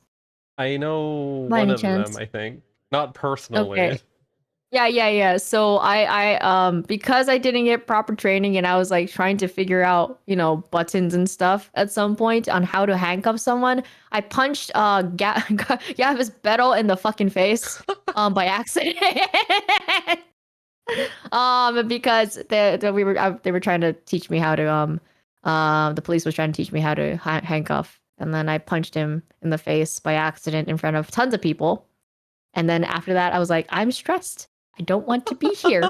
I want to be more in a chill environment where I don't have to be racing cars, having Haka in my car yelling at me saying, go drive. And I'm like, ah. So that was, and then, different people, different ways, we were, running after certain people and like, being told not to use our tasers for some reason. Don't use guns. Don't use that. It's like, oh, this is so much drama. I can't keep up with it. And I felt really, really bad for the head of the police. By the way, our chief police was like barely on, so like the second chief in command had to like take care of everything. Poor guy. Poor Taiga Chava had to deal with so much stuff. And that's why I was just like, I am not going back to being a police. No, thank you. I'm good. I think I'm glad I'm gonna go with being a criminal with my gang. Going to saying my chill EMT job as what every man said is crazy. Yeah, so chill. I say chill EMT job. We were still like caught up in a lot of things, but at least we weren't like being like, oh, you have to drive. Oh, you have to like learn all these things. At least with like being an EMT, you just have to press 2 buttons. That's it. Like you just have to do like healing and bandaging people, and that's it. Like just that, and then go on an ambulance. And that's about it. Yeah, that was bad. But I mean, it was really fun. It was really, really fun. But police was very stressful because I think there wasn't like a structure. Like there wasn't a proper structure. We had like people betraying the police left and right. It was actually very crazy. Including myself. Question. This is a question that I want to ask, but if not appropriate, just let me know. But you said that you thought about quitting before GTA RP. Is there any reason specific was there any reason in specific, or was it something else? Well, I think that at that time when I was like thinking of quitting VTubing, I think it's because of the fact that I thought I lacked a lot of creativity as a creator, as a VTuber, and also I thought it wasn't maybe for me. And it's not like I was burnt out or anything. I think that in my brain, because I look down on myself a lot, but because mainly of like the environment I was in before and things like that. And it's gotten a lot better now, but like at that time I was like, I don't know if I'm worthy to be a VTuber. I don't know if I'm, able to do more as a VTuber. I don't know like how much more I can do. Like I don't know how much more creativity I can put into this. So like that's kind of where like there was just a big wall in front of me. And I was like, I don't know if I can climb this anymore. There's just big wall, there's a big mountain that I can't climb anymore in my brain, at the back of my brain, basically. And it just ate away at me to the point of I think I should quit VTubing. I think I should graduate. I think, this is not for me. But GTA VTRP basically was basically the turning point of I can do so much more, and there are so much more other people around me who do so much things that I know I can do with the skills that I have. So yeah, there's just a big ass roadblock and wall that just stopped me in my brain. So that's the reason why. I've heard a lot of people talk about how important VTRP was to them, and I'm always interested in seeing what this meant to what it meant to other people as well. Mm, yeah, it for me, I feel like it felt like it was chaos. There's a lot of things happening, but you got to meet from my perspective, I got to meet a lot of people that I've never talked to before who are, corpo, indie, big or small. You got to meet so much people, got to like even outside of like there was a testing phase before, you got into the whole like server and stuff like that. And during that time, that's when I met Rora and a lot of the people that I got to talk to. You got to know more about those people. You got to hang out, and they're not just there to do GTA VTRP. They're like talking about their story, talking about being like, oh yeah, you can do this, you can do that. I'm trying to think of some creative stuff. So it meant a lot to me because like I could meet all these creators as well as talk to them about different things, but also I felt safe talking about certain things. Like I felt safe about talking about more creativity, and I felt safe about, there not being much toxic people. So actually I don't think I even met one person in there that was toxic to anybody. Just a lot of like just a lot of like in-game drama, and that's about it. Yeah. Other than that, out of character, everybody was super chill and super nice, and you got to just hang out and learn a lot of things about different people. And I don't like using the word networking, but like it was basically like a place to network and getting to know other people. And I just took that as, oh, I have a place where I can talk to more people, and they want to talk to me about things and be friends, and that changed a lot of things for me. Like in this sphere, I guess. So yeah, that's it was a big thing for me. Yes, in the sense of like I got more followers and I got more viewers, yada yada yada, right? More people. GTA basically shed a light on a lot of creators. But for me, that's B. That's B. A, very important for me was just meeting all these creators and getting to know them. So I'm glad that you're still streaming, and I'm glad that we have been able to meet because the yeah, outpour. it's true. Yeah, that's that. I think that's all thanks to Bug. And like, I wouldn't have met you guys without like me, getting to know Bug more. But that was all through GTA VTRP. So yeah, it's shout out to Bug. Shout out to Bug VT, Bug Vermont for connecting me with so many people, but also being a champ, being such a cool, VTuber, being such a cool friend to a lot of people, Yeah, including myself. and me as well. I'm very happy to have met Bug. Yeah. No, for sure. I'm pretty sure. I always hear everybody like, "Oh yeah, I know Bug," and I'm like, "You know Bug?" It's like, "Oh yeah, they're a super cool creator." I'm like, "Oh okay, Bug is everywhere. thanks." Yeah, Bug is everywhere. I swear to God, Bug is everywhere. Bug is the reason why I was able to practice. What was it? The Garfield racing thing that we were part of. I was so bad at it, and Bug was just like, "Here, let me help you." And I was like, I still don't know. The controls are stupid. I could still hear Bug now, banging from the back room. Oh my god! Wait, I don't have knocks off on the stream. What? Oh. No, I'm not gonna pick up if anyone knocks. Hold on, how do I turn it off? Uh-oh. Uh-oh. Uh-oh. Bug, if you knock, you're not picking up. I cannot. No. Bug? No, you know what? It wasn't Mosey. It was Bug all along. Yeah, it was Bug was the one yeah, that's Bug. containing us here. Bug was the creature. I don't know how to like turn off the knocks. There. I told you. Remember that cockroach that was spying on you? It's Bug. Oh, yeah, Bug is everywhere. I could preview Bug. That's crazy. No, I'm sorry, Oh, Bug. You'll be. I don't have your talks right in, and it'll break what we have going on. If there were two Sprite like support right now, I would have. Bug is sighing. I swear to God. Oh my God.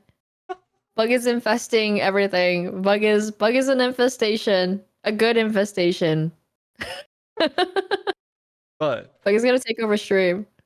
Bug is probably gonna take over soon. Bug is probably gonna tell me to go live 30 minutes after this interview ends, and I'll be like, oh, okay. Okay. Why am I not surprised? It's just gonna be shenanigans. I just gotta go live. just gotta go live. Whatever Bug or Arch will tell me to. Bug says they have work tomorrow. I'll boo. Boo, boo, boo. But on to the next question. You mentioned earlier that you were an Asian studies major, and for me, I took a lot of the stuff I write. I take a lot from my academic background, which is environmental science, and I was wondering if any of your background has influenced what you are on, what you are up to, what you do. Oh my God. What I do, away from streaming, or just like In streaming part or of just streaming? or in just things that you create. Well, I think, well, first of all, I had two bachelor's degrees. One was a Hawaiian studies degrees. The second was an Asian studies degrees for BA, and then master's was in Asian studies. But I think specifically for Asian studies, like I work in international relations, so that has helped a lot. But also like pop culture. Like my focus was a lot on women and pop culture. So being in this space, I think a lot of the studies that I did about like Japan and mainly Korea and Japan has helped me with like getting to know other people, like and getting to like talk about things on like an intellectual level, especially with people like Almantis, right? I don't know if you know Almantis. Yeah, Bug is the cool. one that connected me. Yeah, no, we met at Ofca. What am I saying? Almantis. Yeah, it's isn't it Almantis VT? Okay, I was right. Isn't it? Isn't it? Okay, I was right. Yeah, I was like, isn't it Amantis VT? Is he Amantis Vermont? He's such a sweet guy. But like when I first like met Almantis, that was through Bug as well. Bug had raided into Almantis, and I was just like, oh, this guy's cool. But I got to talk to him about Japanese feminism. He does this whole like thing where like somebody brings a book or like some kind of like media, and they talk about it. Basically, they do a presentation and they go back and forth about it. And I had the opportunity to do that with him about this book called Kitchen. It's like I love that book. Do you know? I love that book. Oh my god. Yeah, so I got to talk to him. I could have probably picked a non-fictional book. He did say that. He's like, I'm surprised you're talking about Japanese feminism, and then it's this book. I'm just like, it's a lot to delve into because my focus wasn't that. So we were talking about the Kitchen, the book, as well as like how bad the guy character is, and their dynamic and such. But I got to also talk about what Japanese feminism was and what the history was and what my views are on that. And he didn't know much about Japanese feminism per se. He was just like, I do know about feminism, but I don't know much about Japanese feminism. So I got to talk about that. So that, I feel like in that field specifically, I got to talk more about things. But on my stream, there are times when like people ask like about Japan, but also like I get to talk about more stuff about like what is the work conditions in Japan? How are things have changed? How have things changed in the entertainment business? And like, because I work in it half the time, so I get to bring my knowledge that I've learned in Asian studies as a bachelor and as a and master's into that, and I think that's really cool. But that's also the same thing with Hawaiian studies. Like I've been able to like bring certain things like when we did way back then last year when the Maui fire started, I was able to do a charity, but also talk about it. And I can speak a little bit of Hawaiian. So like, I was able to like do lessons as well as like talk about culture, history and stuff like that. So like I feel like I brought a lot of my things from Hawaiian studies and Asian studies into my streams as well as outside. It's like helped a lot of my work as well as getting to know different kinds of people from different, universes. But like universes, I don't know, worlds, I don't know. Like different departments of places, I don't know. The backrooms is fucking up my mind. But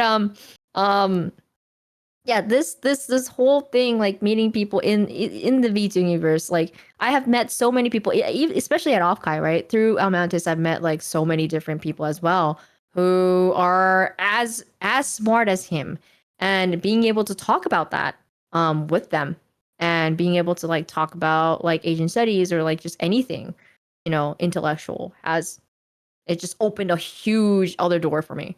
And so I was able to like talk about that kind of stuff. And I want to talk more with Almantis. Like I want to do more streams with them. It's just that our schedules don't align because of my time zone. Yeah. So which sucks. But yeah, a lot of the things that I studied and a lot of things that I still, love to read books, I love to read media, I love to research, has helped me a lot as a person, but also with the information that I have. So Oh, pretty yeah. cool.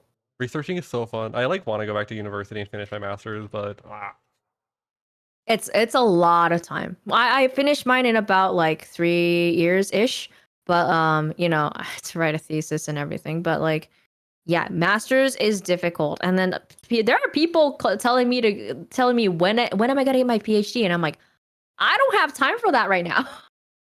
I would like to get a PhD down the line, but like, I don't think I have time for that right now.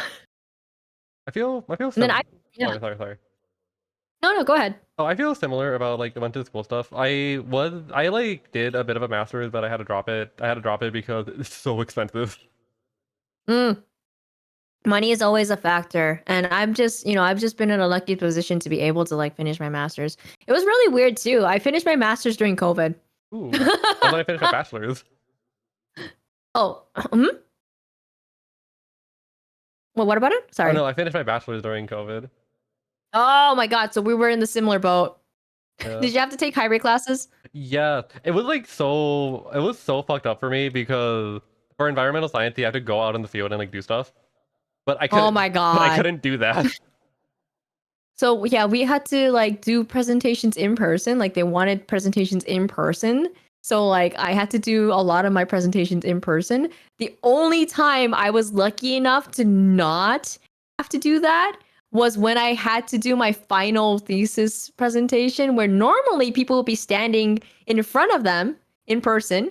But for some reason, it happened to be that two other people that were supposed to be like the judges for, the professors that sit in and like ask questions and stuff like that, and like basically tell you, did you get passed or not? They were in different countries at that time and couldn't come back to the US. So I was lucky enough to do mine online. Oof. Nobody else got to do that except me. And so I thought that was really funny. That's, Like well, normally you don't have a script or anything like that. I was using a script at that time to do my presentation. So well, we got through. yeah, I got through. I mean, I did my research. I knew what I was talking about, but I get anxiety when I'm standing in front of people. Although like I was trained in musical theater, it's still like I get stage fright when I have to do speeches. Cuz like when you're doing speeches, it's like you want to make sure you get the right information out there, especially if you're a scholar, right? Yeah. They're looking for specific things. They've already read your paper. So like your hands are so clammy and you don't know what the fuck you're sometimes talking about, and it's just like, oh god, they're staring at me and stuff like that. So it was a lot. But yeah, that whole having the script thing, the notes right there helps so much. which wouldn't have happened if I was standing in front of them IRL. So Yeah, it's kind of wild that you have that a bunch of masters stuff you have to present to by, and the person presenting is not someone who's trained at all to do that. yeah, basically. Because I've heard people. I had a Sorry. no, I've- no. You had people. Because I've heard people who are scientists or yeah, I've heard people in like science stuff talk about, oh, I had to give a presentation now to get my master. Then it's like, and they spent the last 3 years looking at bugs or something. Yeah, yeah, that's basically what it is. I think like being in Asian studies, you're kind of lucky to be like in a lot of discussions. You're not just looking at one thing. You get to be you're in a lot of classes where you have to discuss things. You have to do presentations. You have to like present your research constantly in classes because you're just, it's all about like information. It's all about research. It's all about history and so on and so forth. So it's like in media. So you're like constantly having to talk about it. So it prepares you for your stuff. But I feel like if you're in the sciences, which I used to want to, I used to be doing marine biology until like I hit OChem and I was like, fuck this shit. I can do hands-on OChem, but my brain won't take OChem. Fuck. So like, I'm pretty sure there's other people who also are a lot smarter who hate OChem. I just hated OChem. My brain just wouldn't accept it. But I still was part of like a group of people who did marine biology stuff, like as like a side club thing. So I was a part of that. But like, man, I did. Oh yeah, like a little bit of like IRL, like IRL. I actually used to work during the summer. This one summer, I actually interned at a aquarium. Oh, that's awesome. Yeah, I helped in a penguin pen basically. Love penguin. And I fed penguins. I talked to people about penguins, and I had to like clean everything penguin land basically. But I also got to like learn how to take care of dolphins and stuff like that, which I thought was pretty cool. I must ask, what kind of penguin was it? I think it was an emperor penguin if I remember correctly. Yeah. Yeah, they were I think they were emperor penguins. It was really cool having to deal with them pecking at my foot. Sometimes I was wearing boots and they're just looking at me like, who the fuck are you? And then when I gave them food, they're just like, oh, food person, okay. I had to like keep being like, please move out of the way, because it's like early in the morning when you're like cleaning their like habitats basically, because people come, right, and you have to make sure everything is clean, and they're just like pooing everywhere. It's like, move, I need to clean, move. I remember when I was deciding what to go to school for, in my brain I was like, ooh, biology or zoology sounds fun. Then I remembered how much poop it was. I was like, never mind. There's so much poop. There's so much poop. Oh my god, penguins poop everywhere and they're so stinky. They're worse than dolphins. Oh my goodness. They just poo everywhere. And it's crazy. To go back, They sorry. have an attitude. No, penguins have an attitude for sure. To go back to an earlier thing mentioned, you mentioned the man in kitchen, and I'm like, oh my god, thank you. Oh my god, I'm not the only one who sees the guy as being weird. No, yeah, no, that's absolutely fucking weird. Dude needs to get his shit together. I was like, what the fuck is wrong with you, man? Are you okay? Oh my gosh. Like, oh my god, their dynamic is interesting for sure. It's Like from the whole mother thing and grandma, it's like the whole. Oh my god, the one character that gets killed off. Oh my god, I was so mad. I was so mad. I was just like, what the fuck? Why? She didn't deserve that. I have like oh my god, I have so much to say about that book. I think about the book a lot. Big reason I think about the book a lot is I'm curious how a lot of the verbiage is in the original Japanese. So I was talking about this with Mantis a little bit. It's a lot different. I feel like I think I'm not the only one, because I've read scholars talk about Kitchen and the translation. Some of it doesn't go through. And I feel like reading it in Japanese, because I read it in Japanese first and then I read it in English. I feel like the Japanese felt a lot more like when I read the English one, some of the verbiage just felt off. It's like it didn't come through with the emotions, or it didn't come through with what it was supposed to kind of like look like. I Yeah. feel like in several scenes, or like the emotions that they had. They definitely, and I feel that's just like a lot of different, it's not just Kitchen, but I feel like it's a lot of books that get translated from like certain languages to English. Oh yeah. A lot of the stuff just falls through. But for me specifically, because I like to read Kitchen specifically, it felt off when I read the English. I was like, I don't know. I just had there's just certain verbiage that just didn't work. Yeah. Kitchen, I remember around the time I read Kitchen, I also read was it a book? No, I read Umineko. I read Kitchen and Umineko at around the similar time, and both of those got me thinking a lot more about translation, because I can't talk about that part in Umineko, never mind. But in Kitchen specifically, the translation is from what, the 90s, right? Yes. So the way that Eriko is referred to, Yeah. it was so interesting, because I'm like, okay, is this like translation? Because it's so clearly the translation is Mhm.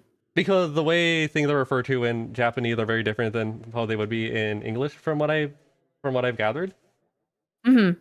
And also the old terminology for queer people in the 90s has changed so much in the past even like 5 years. Oh, definitely. It has definitely changed. Yeah. And so And I think that's why it was like interesting to read this book specifically, for sure, during that era. yeah. And and with all of that, I think about it all the time, because how much of this meaning is lost in translation, and how much of it is antiquated language, and how much of it is both. Man, that is I don't know. I'd have to probably like look through the book again and be like, what exactly is each of them? Like I think a lot of them is both. And it's also like just the year that it came out as well. It's So you gotta it's look at history and be like, is what was happening during that time? yeah, it's so interesting on like that level, and on the other level, like the feminism level and the queer level. Yeah. Which is it's quite interesting if you look at like Japanese history with LGBTQ as well as like women's work.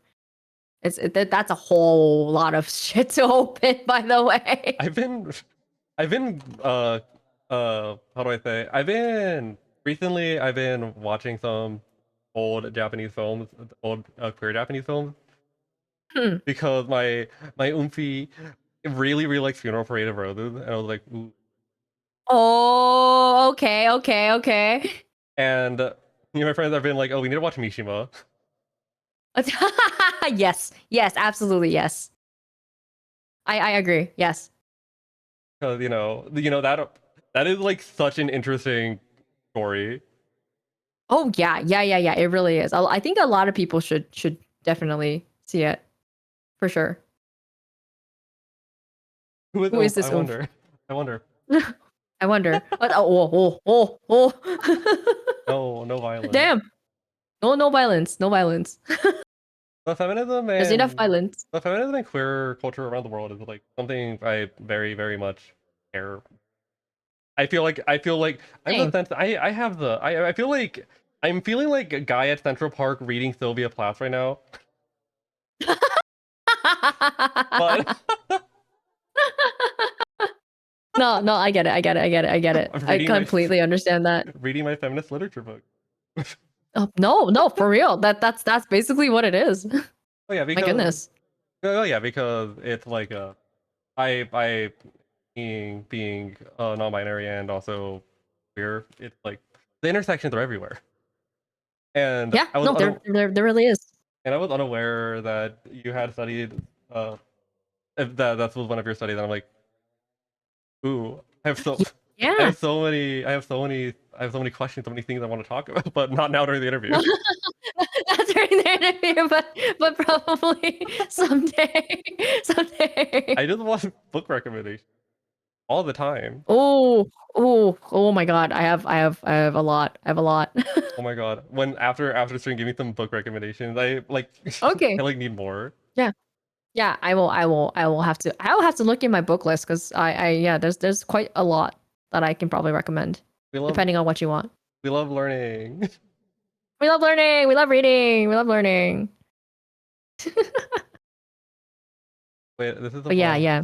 window. But me looking at what your banana no, I mean not banana, well your kitchen came out. We're like, hold on, I think it came out in the 80s or the 90s. I need to make sure. Yes. It came out during that time specifically. I'm low-key kind of mad that I dropped my book in water. What? I didn't. What? I just dropped it in a puddle.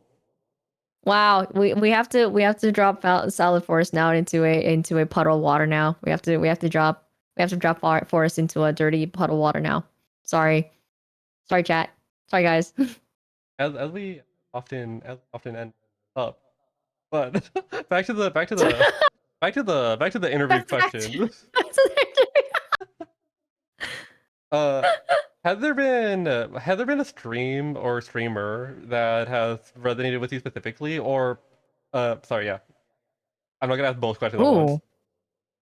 Oh my god, that's resonated like with me? Yeah. Hmm?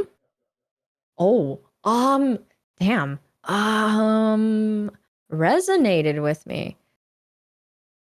Almantis. I might have to say, like, as of recent, like somebody that I resonated a lot with, I think, was Almantis. I mean, we're different age people, but like, I feel like brain wise, even like talking behind the scenes, I feel like that's someone I super resonated with as a streamer. Mainly because of like this. I mean, our stuff is very different with what we stream, but like our minds are pretty much like pretty similar to each other. Another person I feel like I resonated a lot with though is I mean Entity, right? As streamers, I mean like we were all different categories of people, but like I super resonate definitely with like Morp because we were pretty much like siblings. And like whatever he does, it's like stuff that I'm always interested in, but I also resonate with him when it comes to just like voice stuff as well as just like the creativity that goes behind things. Like we laugh about the same jokes and then we have like same brain. It's like sometimes we have like the same brain cell on stream or and off stream. And then Bug too. Like I know like they do a lot more tech stuff, but then the ideas that come out I do resonate. I don't know if this is answering the question, but I do resonate a lot with like their brain and stuff like that. So, Do you think how much? I like had the question and I stumbled. Hold on. What do you think that your discussion with and connection with them have influenced your work? And if so, is there anything in specific you'd want to point to? Absolutely. I feel like first of all, for Entity, I feel like Morp has gotten me into more voice acting things. So like I used to be in theater a lot, but then I don't think like I never had like the mind to like bring that into what I do as a streamer. So he's, an aspiring voice actor. He does a lot of voices. He does different that kind of things. And so he's like the reason why I can now do the Neko Arc voice or like all these like different voices when we do, like voice acting, games and like stuff like that, like visual novels. He's the influence behind that. He's always just like, maybe you have this voice, maybe you have that voice, like, and I'm developing more and more of that now that I think about it. And then Bug, on the other hand, has been a big inspiration for me to, I feel like, and like an influence on me to do more interactions with chat. Like I would love to do more stuff. And like, that's why I'm like doing like a lot more different interactions if possible. And like depending on like what game I'm doing and stuff like that. So that has taught me a lot.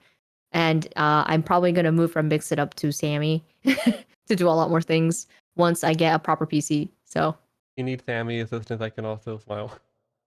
I it's so funny because it's like I have BTuber, I have you now, and then I have Bug who's always just like Bug is like saying change to Sammy, change now, and then there's like a lot of people like Hazmat and them also being all like, yeah, this is how you Sammy, this is how you do things, and then that always interests me because I'm just like I want to do more things, I want to do more interactive stuff with chat because like yeah, I feel like it's not just me being talking and like stuff like that. It's like I do want to do more interactive stuff with chat, and like I think like someone that I kind of like recently have been watching and like thinking like oh that's a cool idea or like oh that's really interesting is Shindigs.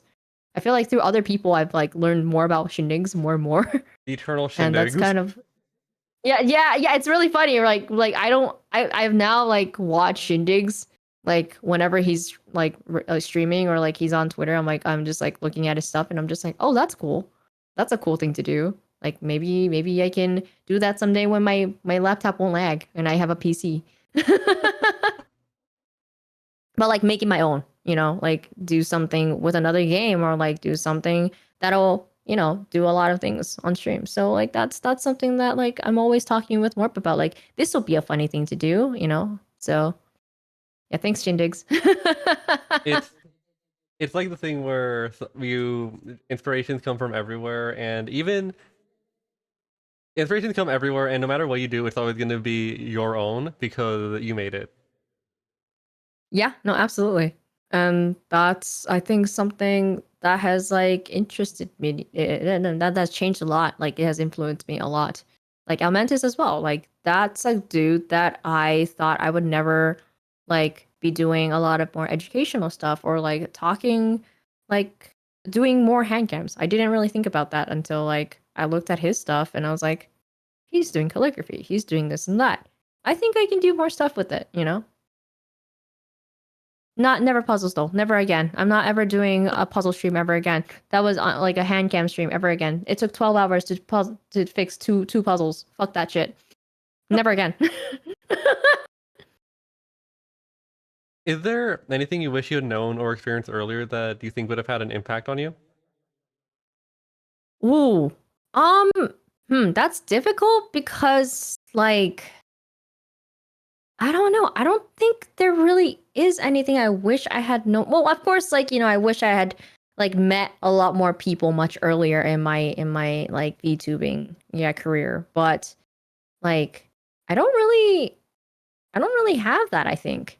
I think like maybe like more understanding about like interactions with chat or like being able to be knowing a lot more creative avenues like to mix it up to use like a lot more things and on I guess live 2D.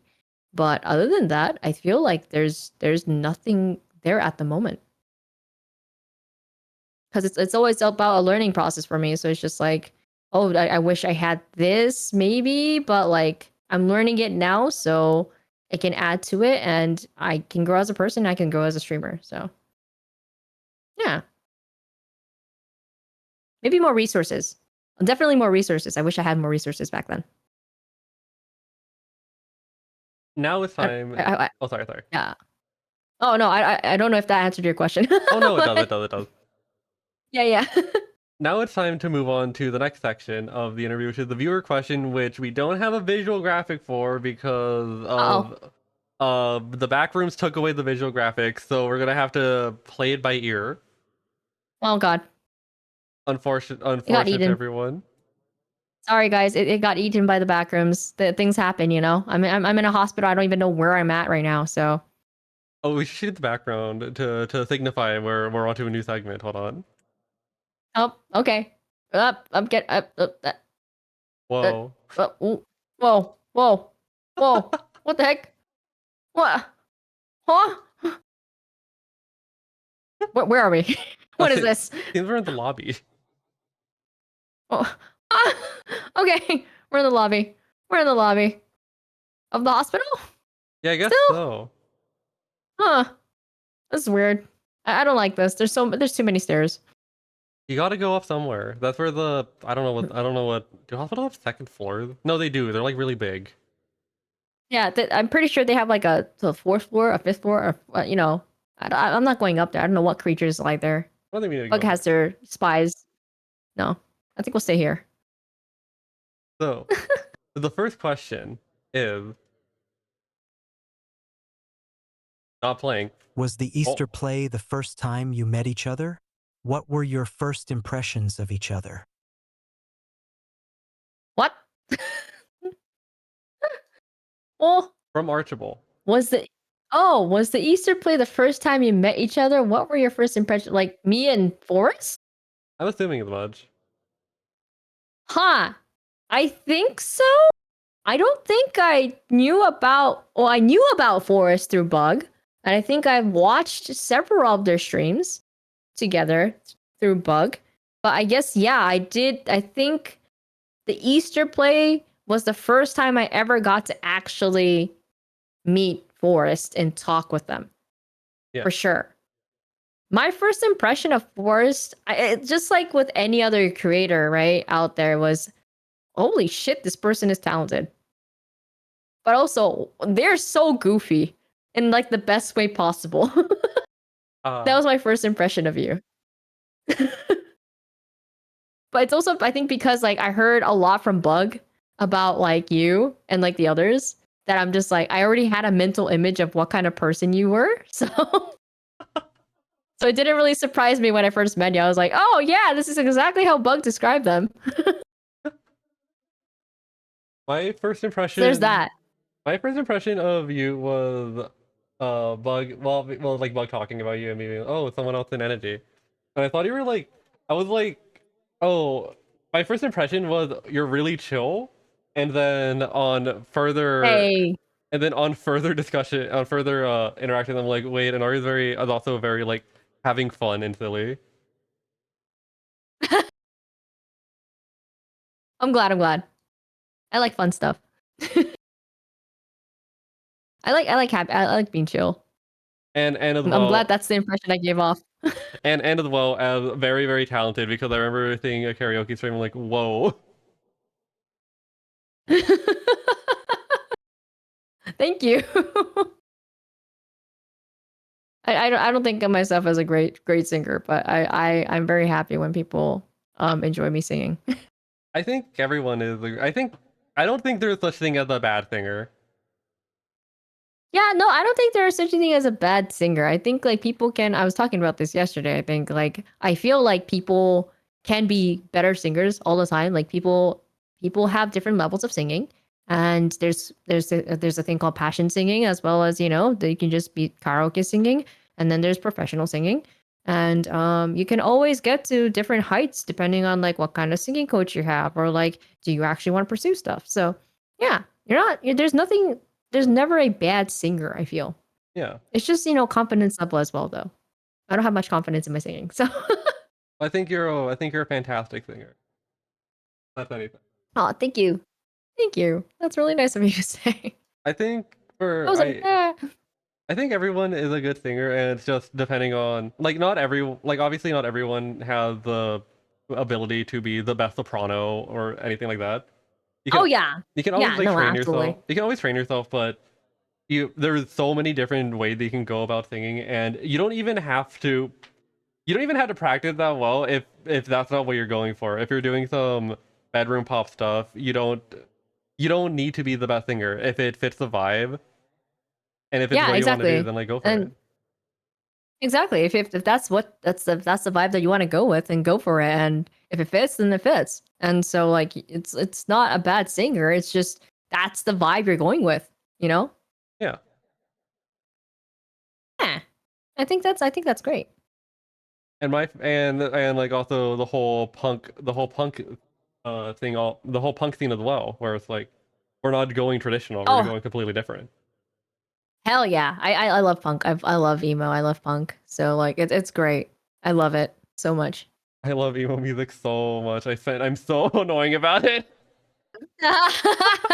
Do you have any if you have any recommendations, send them my way. Oh, I always like listening to emo music. Oh, Let's go. have so much. It just depends on what type of emo music you want. If you want some of the stuff from the 90s, some of the original emo stuff from DC, or if you want some stuff Oh from my God. Latin America. Both. Ooh. Both.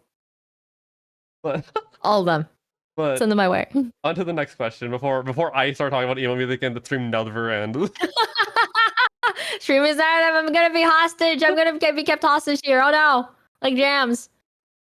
Next question coming in from Kinski. Judas Coin. Best new investment opportunity?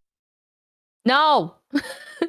I know as my character, I said Judas Coin was the best investment opportunity because your PP becomes bigger. But as an individual, as Inari, no, Judas Coin is a fraud thing. You should never invest in bad coins. Don't do that. You know what you should invest in? Jesus Coin. That's what you should be investing in right now.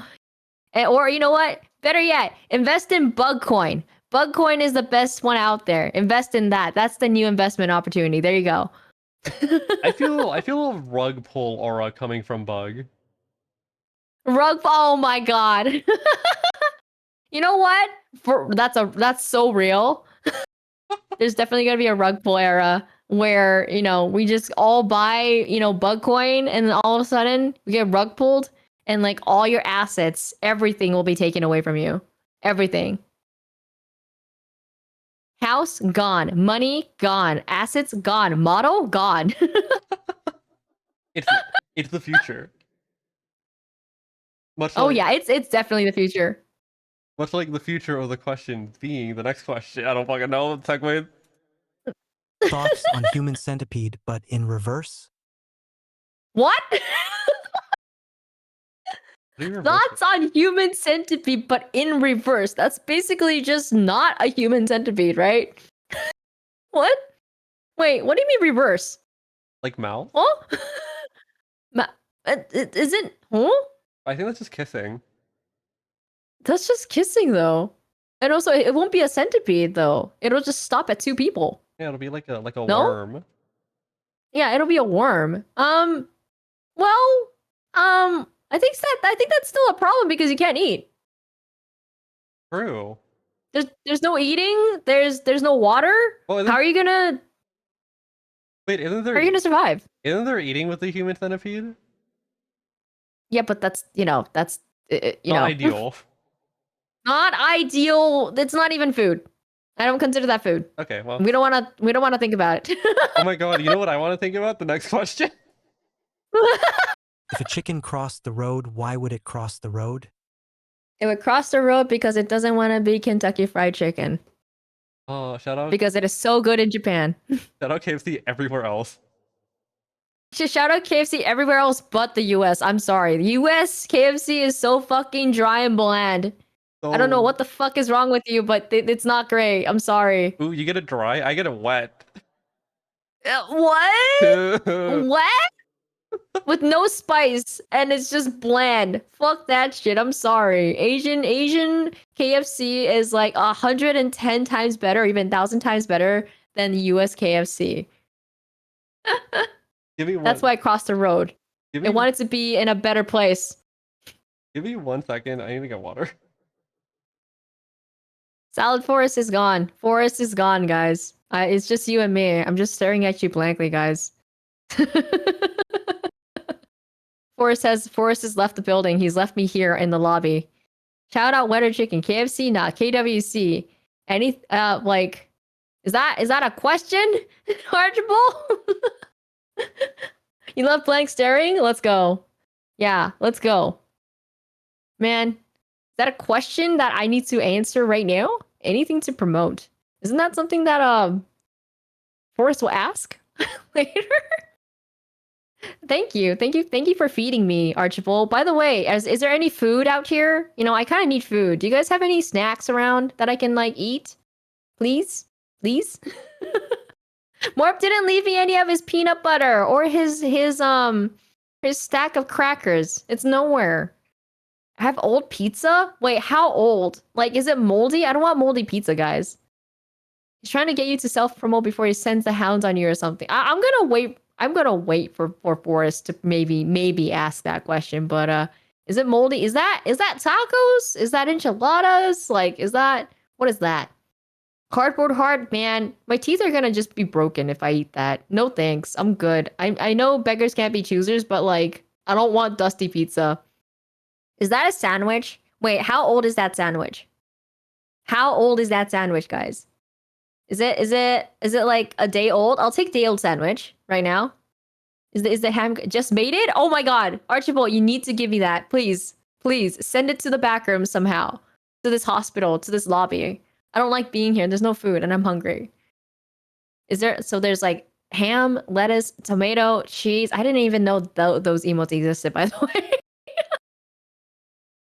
This is the best I got at the moment. What is that? Is that okay? Wait, for a second, I thought you were giving Pikachu, and I was like, I don't want to eat a Pokemon.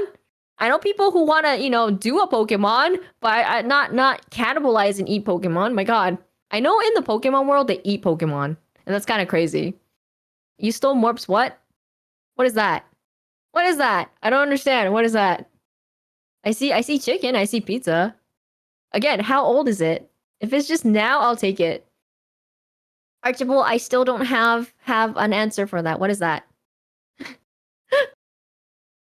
Hello. My gosh. Sorry Peanut about butter? that. That's peanut butter?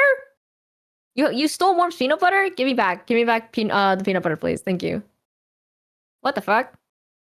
With our show making Hello? sandwiches I need- again?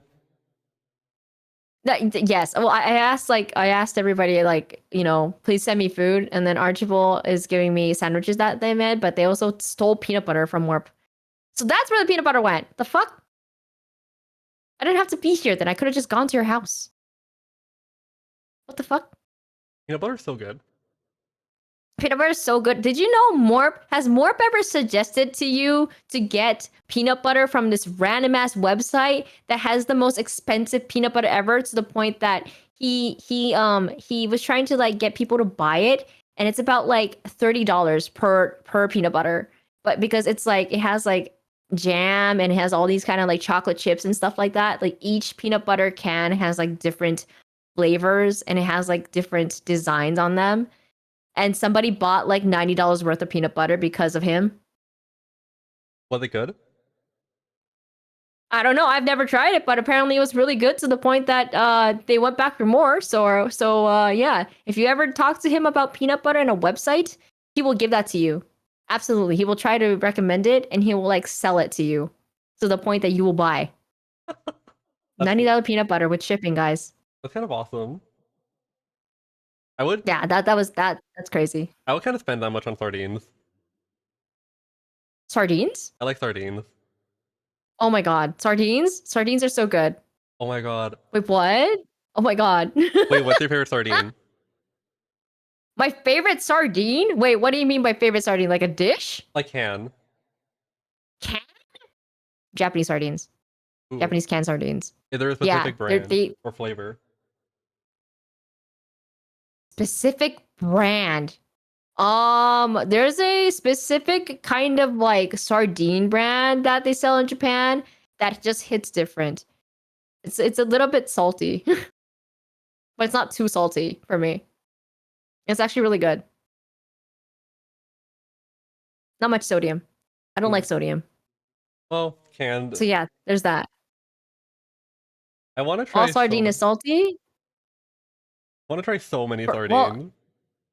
Oh my god. One day I'll bring that specific sardine from Japan for you, just for you to Oh try. my god, please. I think the only Japanese sardine I've like had are the Nisui ones. Oh yeah, because Nisui ones are goated. Nisui ones are great, but I'll bring more. I really like the one with I really like the black bean one. The black bean one's good too. Yes. I love I black agree. bean. You like black beans? Oh my god. You like black beans? I'll bring more from Japan. Oh my god, yeah. You like sweets? Oh yeah. You like desserts? Oh my god, yeah. Oh, but black bean desserts? Oh my god, yeah. Okay. I like the Oh. fucking bread filled with it. Okay, all right. I will, the next time I see you, I will bring so much black bean desserts from Japan just for you. My goal is to eat as many things from as many places as possible. I'll bring the whole like a bunch of like snacks and stuff like that from Japan that has black beans on it. Oh, let's fucking go. Yeah, it'll be like a plethora of stuff. So it'll be great. In return, I will just give you a bunch of Mexican candy that hurts to eat. oh my god, it's so funny. The amount of people who are Mexican around me who want me to try Mexican candies and Mexican desserts is crazy. There's a crazy amount of people that I know that want me to try it. And they last time I met my friend, they were supposed to bring Mexican candy and desserts, and that never happened. I was very sad. It's really good. It's something I learned from talking to my bestie about Mexican candy specifically, because my bestie is Korean, is that Mexican candies just tend to hurt, and like that it seems to not be a common thing in other places in the world. Yeah, it's kind of hard to come by, I think, Because like from my perspective. Cause like growing up, candy to me was usually like spicy and kind of sweet, and it felt like chewing on glass a little bit sometimes. Oh no. Not chewing Okay, on glass, but I- but like the powder is in my mouth, and it's like, oh my god. it's just dry. Yeah. Or just like glassy. Oh no, I don't know how I feel about that now because the candies and like snacks that I was apparently gonna get. So I can't eat spicy stuff, but I can take it to a point. So my friends were supposed to get like bring Mexican like snacks to me, and one of them was candy, and they were just like, "This is the best candy in the world." Now that I'm hearing this from you, I don't know how I feel about this now. It depends on what candy. I guess I gotta try.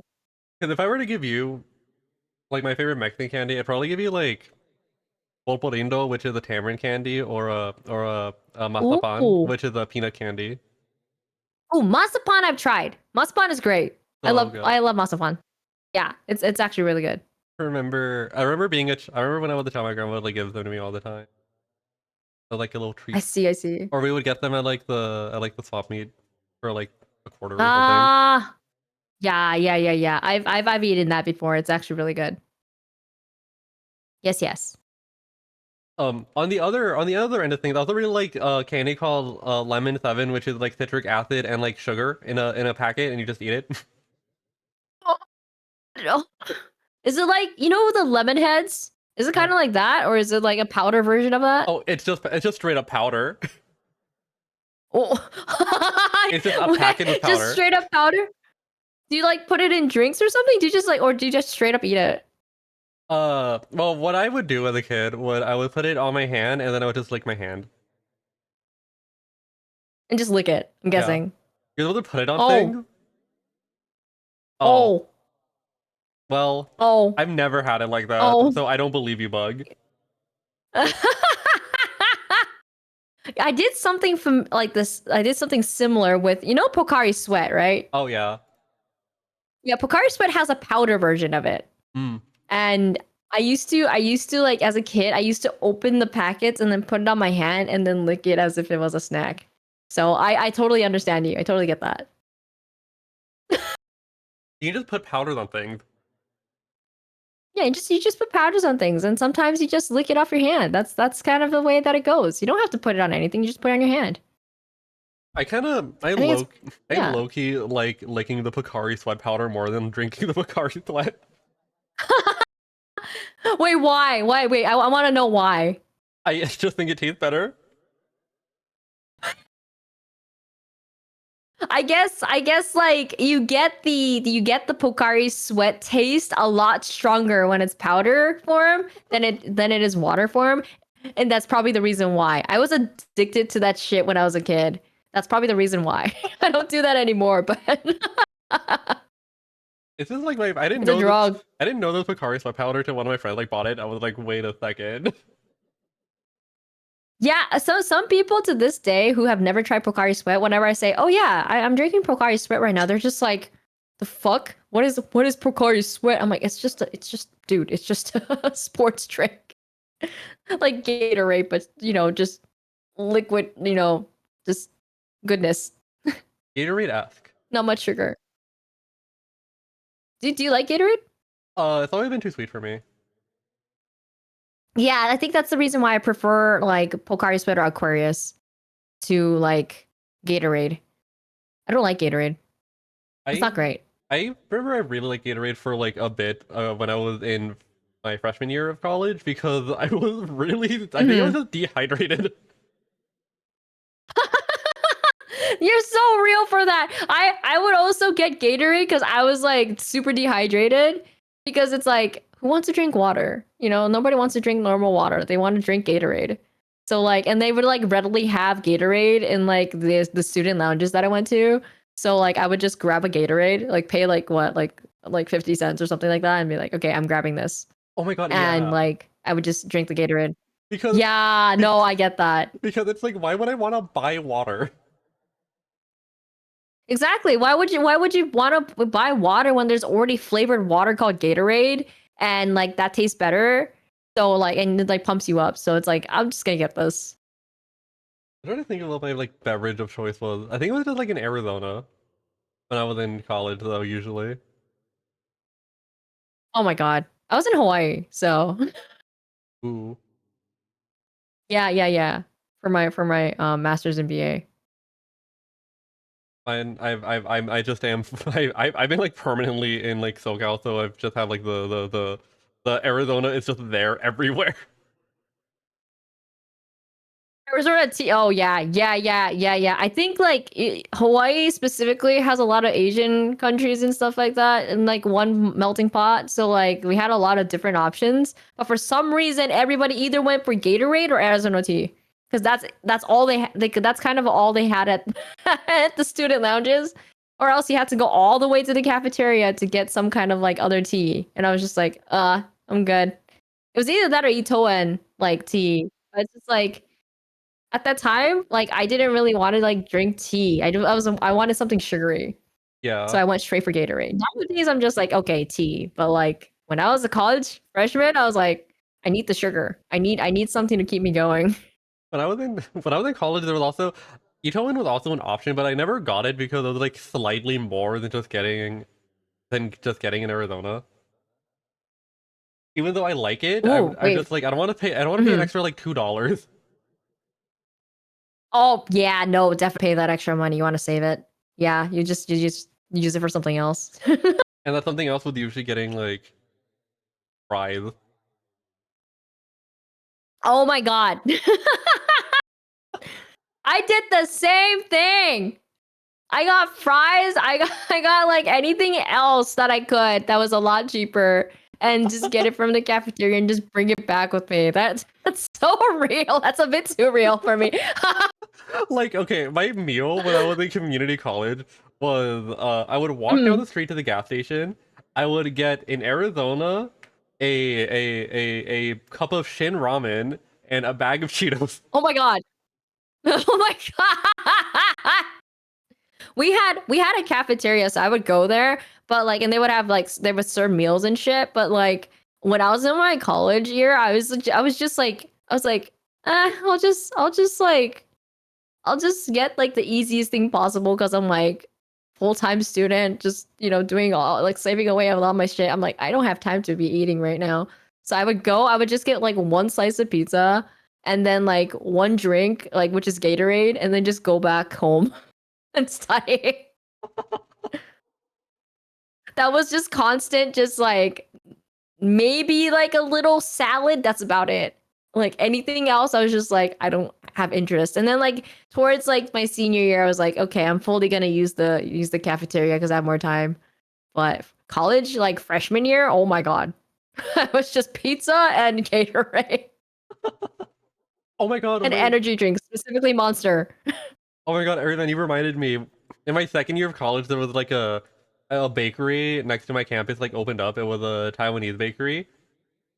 Mhm. And like my Shin ramen and chips became like pork song. It became like pork song and like fuck, what was they called? Like a sweet bread, like a, oh my god. Ooh. Okay. It was a red bean bun and fuck, what are they called? It's like a chive pork floss and sausage bread. Oh, okay. It was that and like a Pepsi That or like a Dr. Pepper or Coke. Oh my god. That sounds actually really good right now. And you know, all of those things are like $1.50 each. Yeah. They had in Hawaii they had manapuas. So Oh my god, I like want one so that's it. bad. That's basically the same thing. Yeah. So they had like you know how they had like the truck stalls and stuff like that on the college campuses. There's a place where they actually sell manapuas, and I was like, okay, I need to grab like quick lunch. So I would go there. So either I got a sandwich or I got manapuas, and then Gatorade. And that was my second year as well. I remember my like I'm gonna treat myself meal when I was in college was it was next to a Taiwanese snack place. So I would get myself a Hmm. boba, minced beef rice. I think it's like minced beef rice. I Hmm. forgot what it's called. And or I would go to In-N-Out. Oh my god. Wait. I remember. Okay, so coming here, I was told by a certain spy bug to ask you about In-N-Out. Your opinion about In-N-Out. Because I was told that you have a lot to say about In-N-Out. Hold on, let me prep myself. Okay, so the people who run In-N-Out are like weird and annoying. But Mm-hmm. if we're talking about In-N-Out itself, um, people come over here. People come over here. They go like, "Oh my god, I'm gonna go to In-N-Out." People keep hyping up In-N-Out, and then they're like, "Oh, it's not that good." It's like whatever. People, it's like bad. I like Shake Shack more. I like Five Guys more, and it's like, okay, In-N-Out is open till 2 a.m. or like 4 a.m. or some shit, and a combo is Okay. $9. And when I was in school, it was like $7. Like you're going to In-N-Out because it is a like fucking $9 fucking double combo, animal style, fucking with a Dr. Pepper for $9 in current year, bro. That shit is cheap. like like this shit, like a burger at In-N-Out's like $3. Like that is not expensive. You go there because it's not expensive and it doesn't taste like ass. Like it is better than McDonald's. It is better than Hmm. fucking any other fast food option you get. But I guess that because I had this conversation with Bug and a few other people, and I was saying that like In and Out is mid, but like when I said it was mid, in my brain I was thinking like food wise, just like general food wise. But if we're talking about fast food, I think In and Out is great for the money, Yeah. specifically for the money.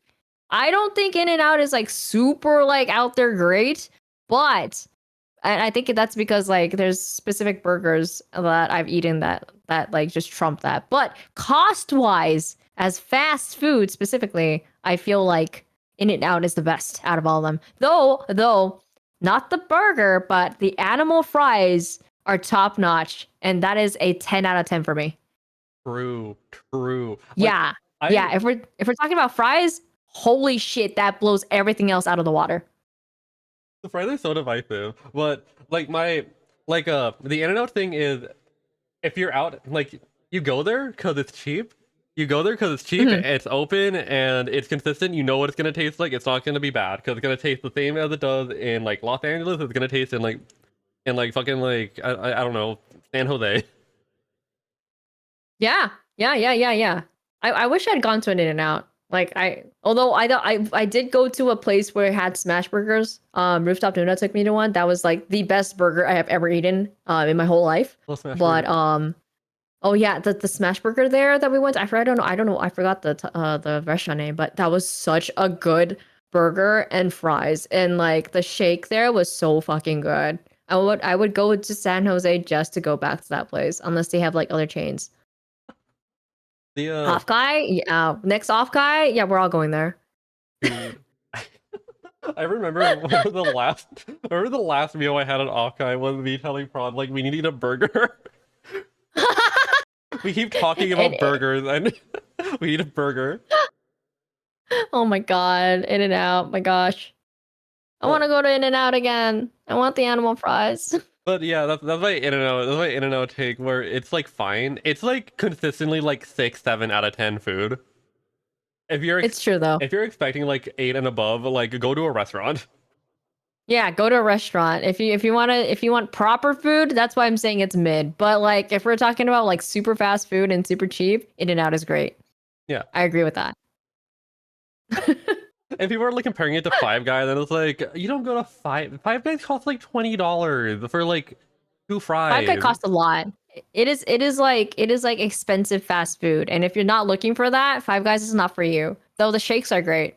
I don't think the burgers at Five Guys is the greatest. I don't. The fries are pretty good. I don't know though. why people think that. The fries are good. Yeah, the fries are good, but if we're talking about like the burgers, it's fucking mid.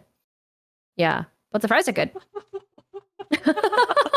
My like, I think the fast food, the only place I ever, sometimes I cave and order fast food to my house. The only place I ever order, like the only fast food restaurant I ever order stuff from is fucking Jollibee. Oh my god, so real. I wish they had Jollibees here. That is the one thing I miss.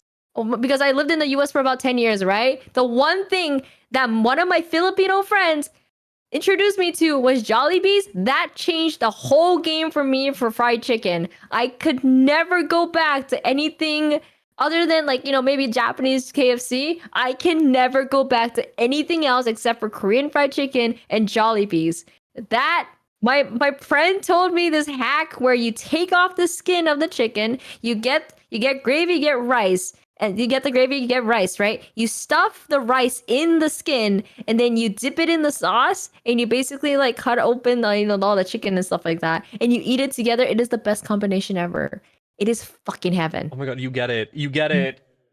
I get it. No, I fucking get it. Like, and the golden pineapple drink and just the Dude. whole thing all together. Oh my god, Jollibees is like heaven. Dude, I always get the pineapple drink.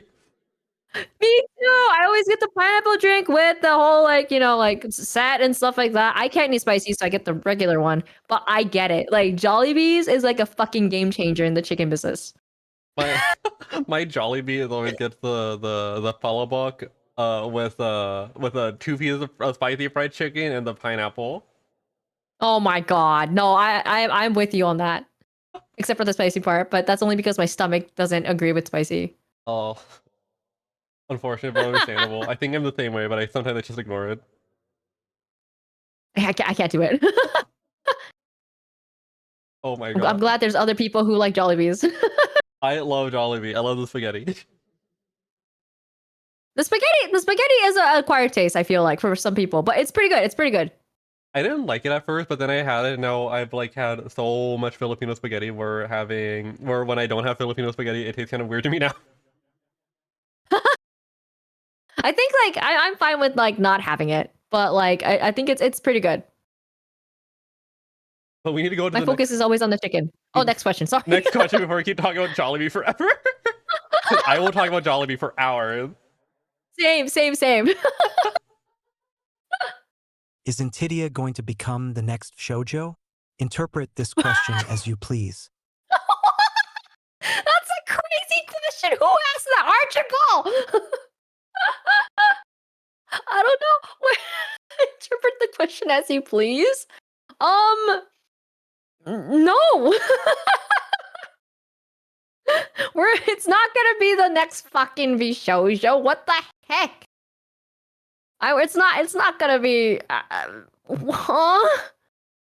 No. I feel like with all the drama, I don't want to talk about Bishoujo right now. But at the same time, like, I think I am fine with Entity not being Bishoujo. I think we're a bunch of funny, goofy, you know, talented.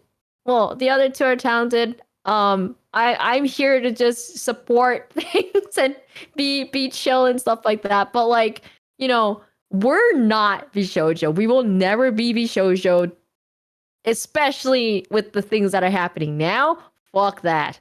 Never. We all have our skills. We all are, you know, great VTubers, but like not Bishoujo. Fuck that shit. Like, I'm not talking about like, oh, like these talents are great. I'm saying like a company? Nah, I think that'll take away a lot from who we are as people. I feel like it'll take away our creativity. It'll basically like take away a lot of the time that we would be spending on just doing so much creative shit. It'll just sap away that. And no, we'll never become Bishoujo where it's all about the fucking money. Fuck that shit. You know, you want to support, like I've been hearing some stuff. I'm gonna be real about this. If you want to support your friends, right, and if you want to make sure that they have money, make sure that you just talk to them about this is the kind of shit you can be doing. You can make your own company. You got this and that. Hire the right people. Hire the right people. Don't just bring your friends in. Make sure they have skills and stuff like that, man. Preach. Yeah, and make sure your talents are actually fucking paid. Hello? Don't My god. don't worry about the V Shoujo sniper rifle. I'll take the bullet. Also, Yeah. I think I said like worse about them.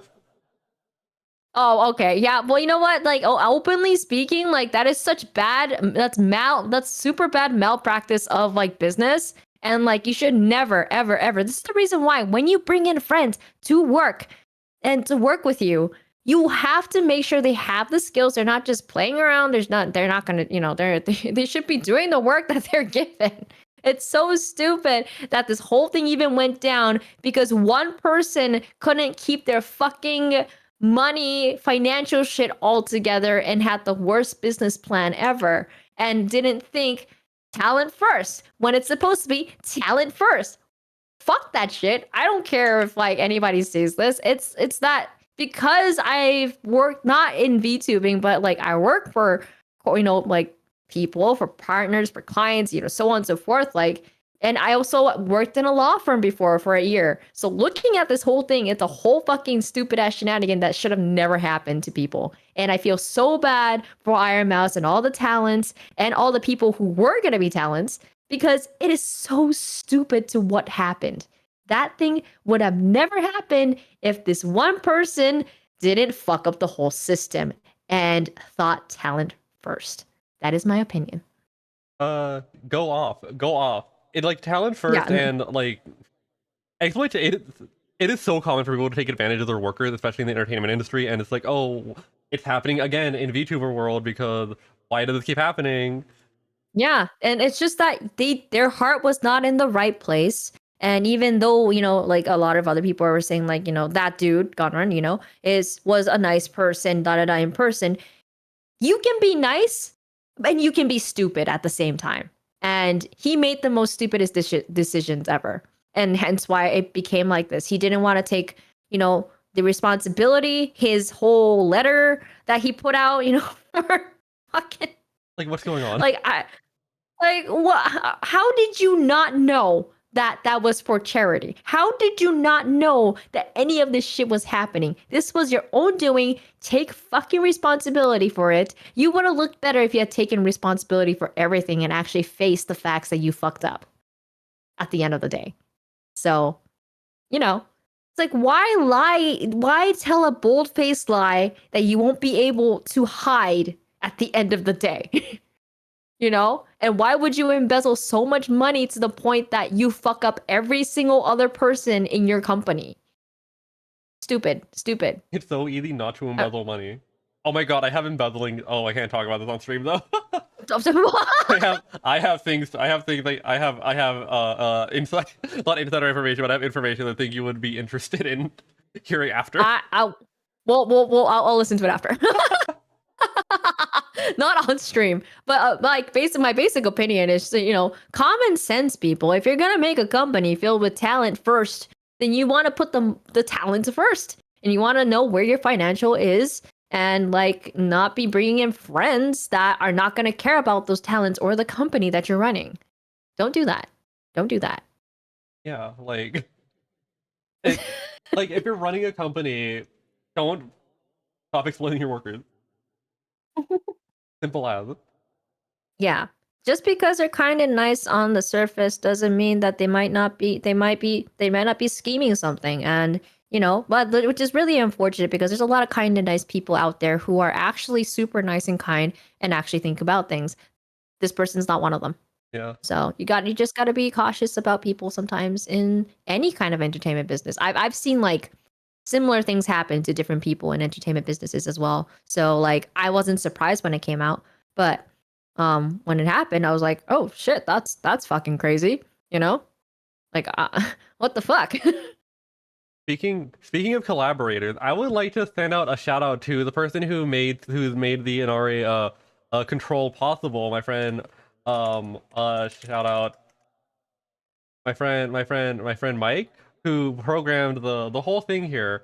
And you are a very good friend. I'm so happy. I'm so happy that you are working, that we are able to work on this and do things together. I don't want to take advantage of your Aw. labor ever. Thank you for letting this all happen. Thank you so much. I really appreciate it. This is cool.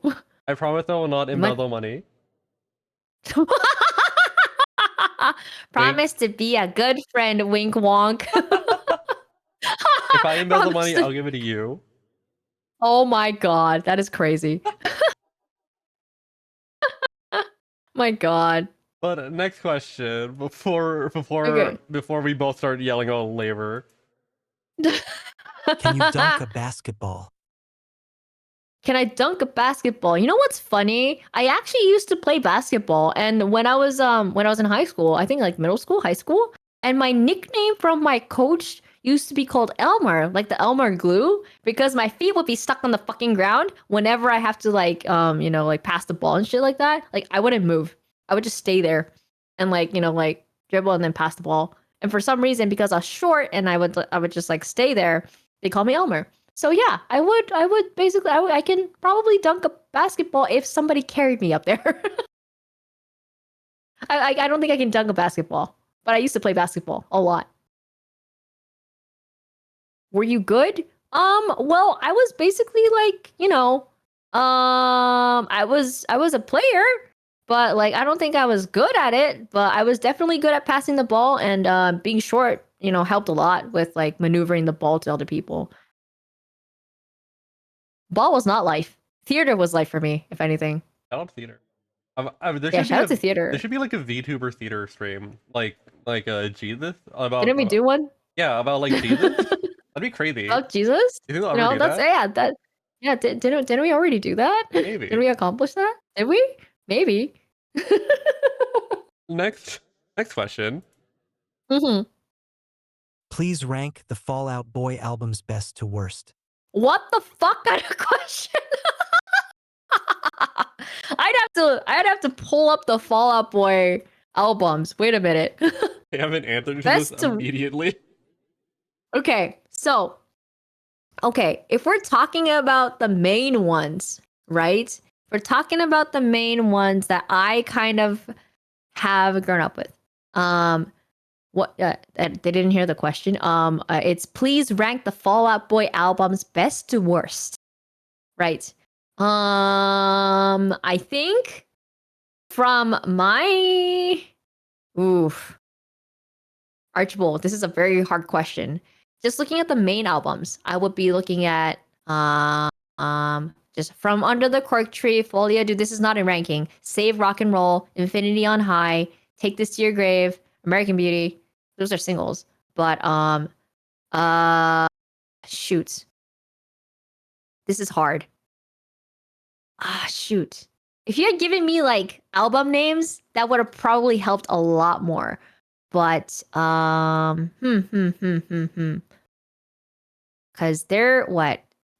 Take This to Your Grave, From Under the Cork Tree, Infinity on High, Folia Do, Save Rock and Roll, American Beauty, yeah, Mania, and So Much for Stardust. I did not listen to Mania or So Much for Stardust, but I did listen to the first few. If I were to rank those, I would put From Under the Cork Tree, I think, as best. Then from there, Folia Do. Take This to Your Grave, Infinity on High, and then Save Rock and Roll, and then American Beauty last. Can't Are you good? Bless you. Sorry, I Or feel coughing? drinking water. Oh God, are you okay? I'm good. Oh god. Please don't die. Sometimes you just like plug up drinking water. Oh God. Yeah. But I hope that answered your question. That's my ranking for Fall Out Boy. I think albums. I'm surprised you asked me Fall Out Boy instead of Linkin Park or some other bands that I actually like fully listen to. I do like Fall Out Boy though, but that's not a question I thought would be thrown at me. American Beauty so low, I love them. I think it's because like there's songs that I didn't really resonate with in American Beauty. Sorry. I think I like the older ones. I think you might like So Much for That's about Stardust. it. That one's like that one feels like an older one. It's like pretty cool. I don't know. That's yeah. I think it's pretty cool. It's not my favorite, but Yeah, that's I think yeah, that's about it. I don't know. wait, whoops. If you So ask me to muted. rank like Linkin Park ones, yeah, no, you're good. I think you might like So Much for Stardust. That one kind of sounds like an older-ish one. Yeah. No, wait, I think Stardust was newer, Yeah, if I no, remember correctly. it like sounds like they're trying to do something from like the older stuff, which is pretty cool. It's not Yeah, my yeah, yeah, favorite, yeah. but it's still like I still like it, especially because I didn't like Mania like at all. I haven't listened to it yet. So I have to go and look at more Fall Out Boy songs because I haven't listened to their newer ones at all. I don't know if they've made a new one. I remember So Much for Stardust. My friend was super into it. I'm like, okay, I'll listen to it. I'm like, I haven't listened. I didn't listen to it at the time that it came out. So I kind of stopped. I think at around American Beauty. Yeah, unfortunately. yeah, same. I didn't like American Beauty that much, but I really liked them before it. But like Fall Out Boy opinion keeps like changing because I'm like, I don't like them. Then it's like, I like them. I'm like, and I'm like, like, like constantly, I'm like flip flopping. I was like, do I like them? If I'm gonna put them like in like a band list, they're not gonna be in my top 10. They're not. Oh yeah, same. Yeah, yeah, yeah. My top 10's annoying and pretentious. Oh. But next question. Next question. Thoughts on what kind of bug was outside Forrest's window? Didn't we say cockroach? Yeah. Let's Didn't we say the bug that was outside it was a cockroach that was bug spy? let's go. Let's think about a different question. No more roaches. Can you do a kickflip? A kickflip. I can rotato, but I can't do a kickflip. Unfortunately. More than many. I wish I people could though. That's more than many people can do. True. That is a lot more than more people can do. I can do rotator, but I can't do a kickflip. Unfortunately, that'd be cool though. It would be cool to be able to do a kickflip and then accidentally kick somebody in the face. But yeah. Next question. What inspired your tuber design? Ooh, what inspired my tuber design? Well, the kitsune, the kitsune idea really came from like, okay, so this is going to go into some supernatural shit, but my dad's side of the family can see spirits, can see stuff. And unfortunately, I am somebody that can also see things. So I wanted to kind of incorporate more spiritual stuff into, my VTuber. But also one of the temples or shrines, I guess, small shrines that I used to go to a lot and pass by was an Inari shrine. It had foxes. So foxes are really not foxes. Inari shrines are known to be like good for agriculture, good for business, yada, right? Not good for business. I'm good for fertility, so on and so forth. I was more looking at like the food and stuff aspect, but because kitsunes are kind of like the messengers for Inari, like I'm Inari, but like messengers for Inari, I just kind of wanted to be like, hey, like being a VTuber and things like that, I wanted to be better at speaking. But lore-wise, I really like writing lore.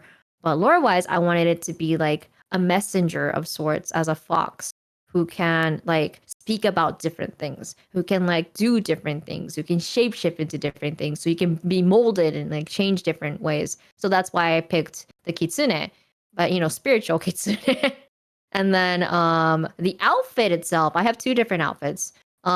Is inspired by my Japanese traditional background and modern who I am as a person. So the traditional part is like, if you see parts of my clothes, it's kind of like a traditional thing. It actually comes from an actual clothing that somebody like drew, and I kind of took inspiration from that. But for me specifically for the traditional part, my two grandmas, one of them is a tea ceremony teacher, pretty high up there, and then my other grandma is a kimono. She dyes kimonos and she also makes kimonos.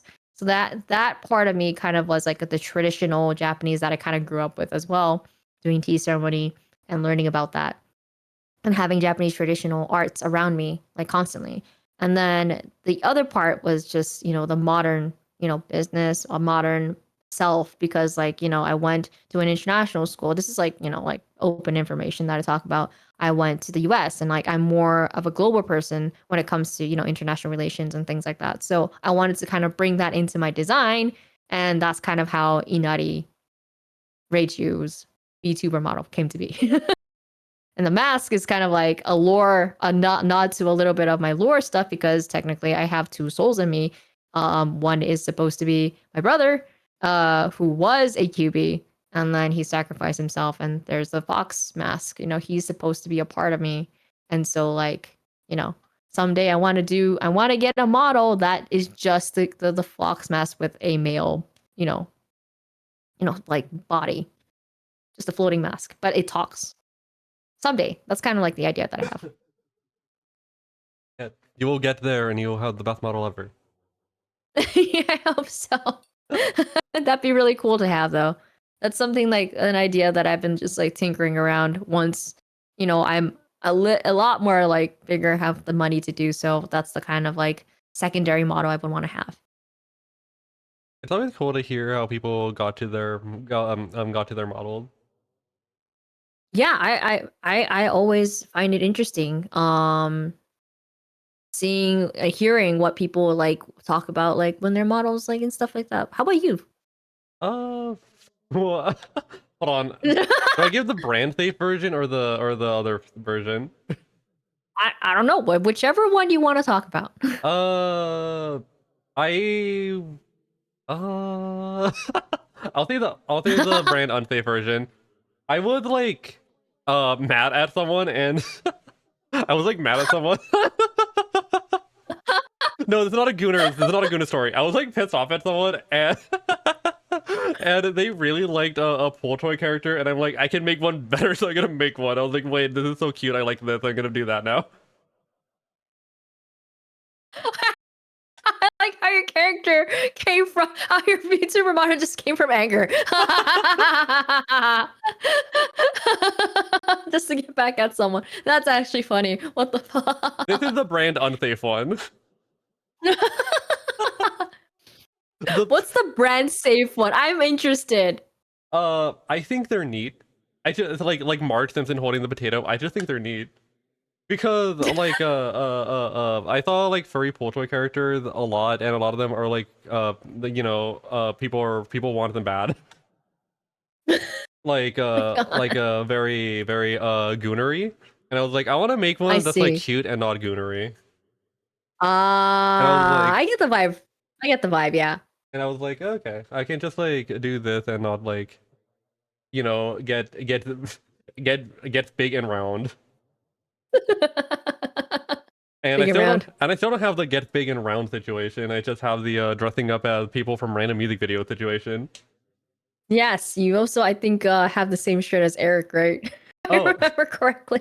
Oh, I don't know if you were around for this, but for the Eric debut, the Eric's Room debut, Yeah. we were I asked Eric, what shirt are you wearing right now, by the way? Like before I went live, and then Pad made the shirt real quick and I put it on my model. That's crazy. What the fuck? You guys are fucking nuts. 'Cause I thought it would be funny to remake Eric's room, so I said, Eric, can you show me your room real quick? And I did that.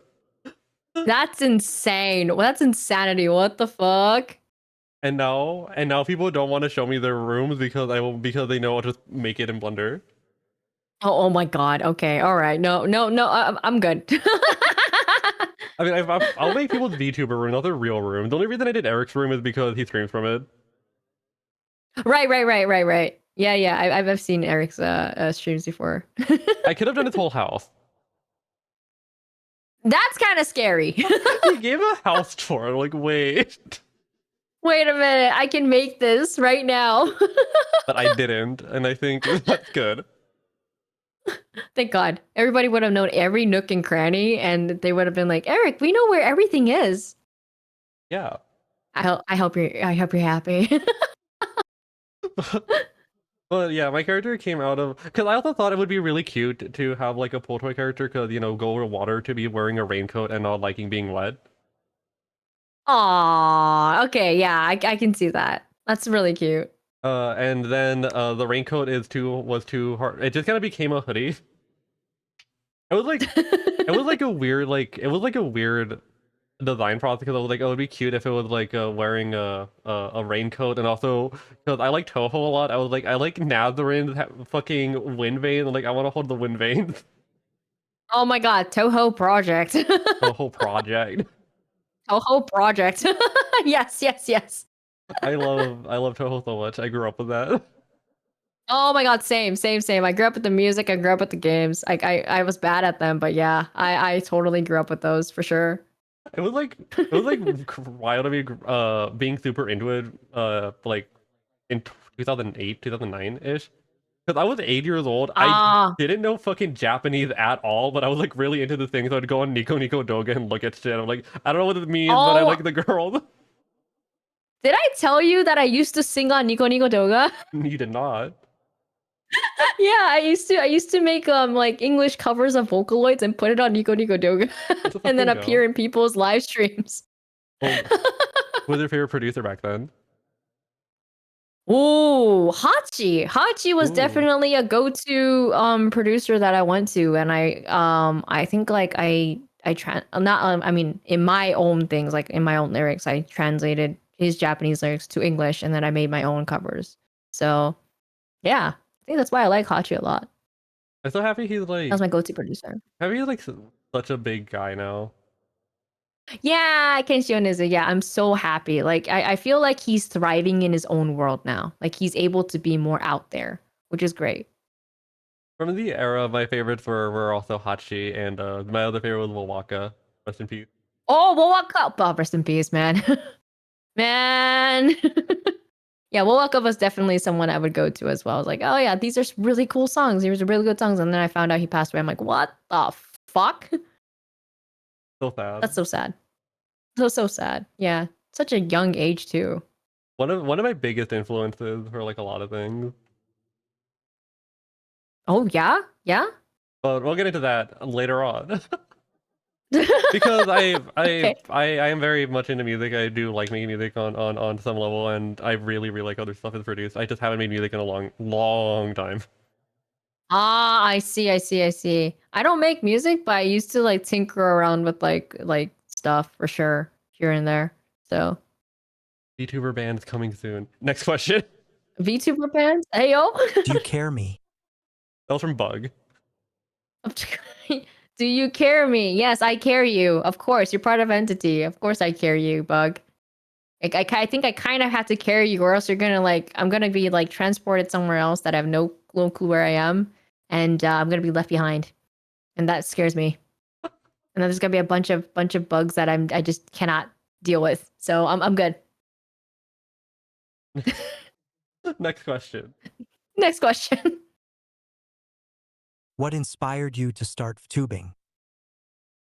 I think I already explained that earlier. But what inspired me to start VTubing? My friends. Yeah, my indie friends. Yeah. Next question. Yeah. Who is your favorite mecha and why is Mozzie? Because she scares me. My favorite mecha is Mecha Mosey, and I feel like if I don't say that, she is going to toss me into the aether, and I will never come back from anything. And she's just repeatedly going to be talking about unhinged shit in my ears, and I think I'm fine with that. I think I'm okay to not have that in my ears. Yes, yes. Next question. Why are you sometimes called a gremlin?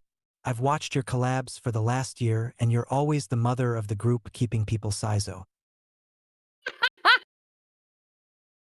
So the gremlin part, I feel, comes from me doing the Neko arc voice.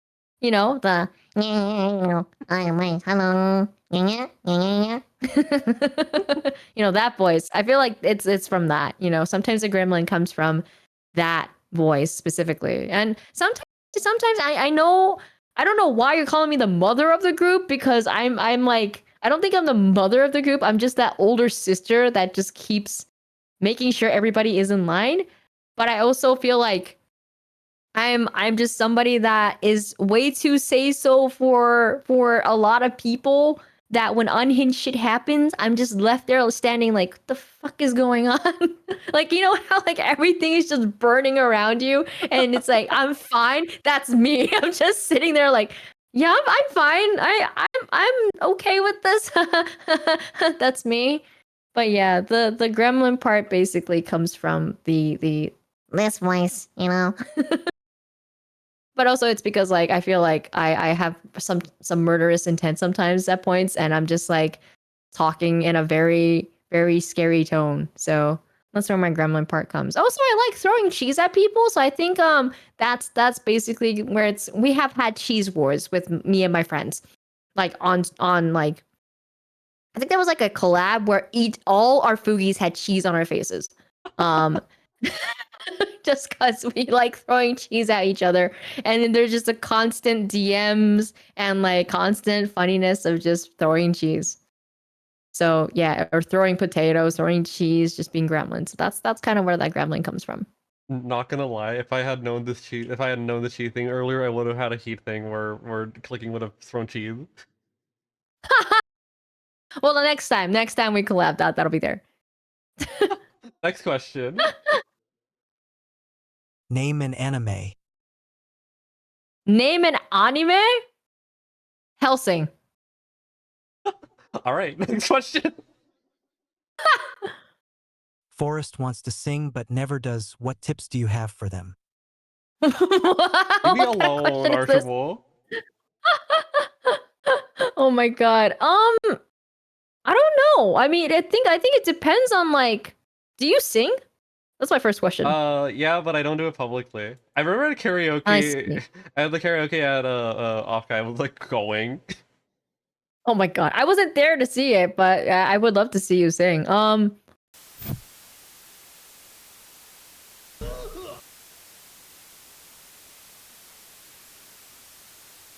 Oh, Raiders. go on, do your thing. Hi, Raiders. Hold on. Do I talk about day drinking or do I talk about like, or do I be wholesome? Go on with your day drinking. I want to hear this. If you want to go hi Raider, thank you for stopping by. We're doing an interview right now. With the one and only. Inari. Hello, my name is Inari Reiju. Hello.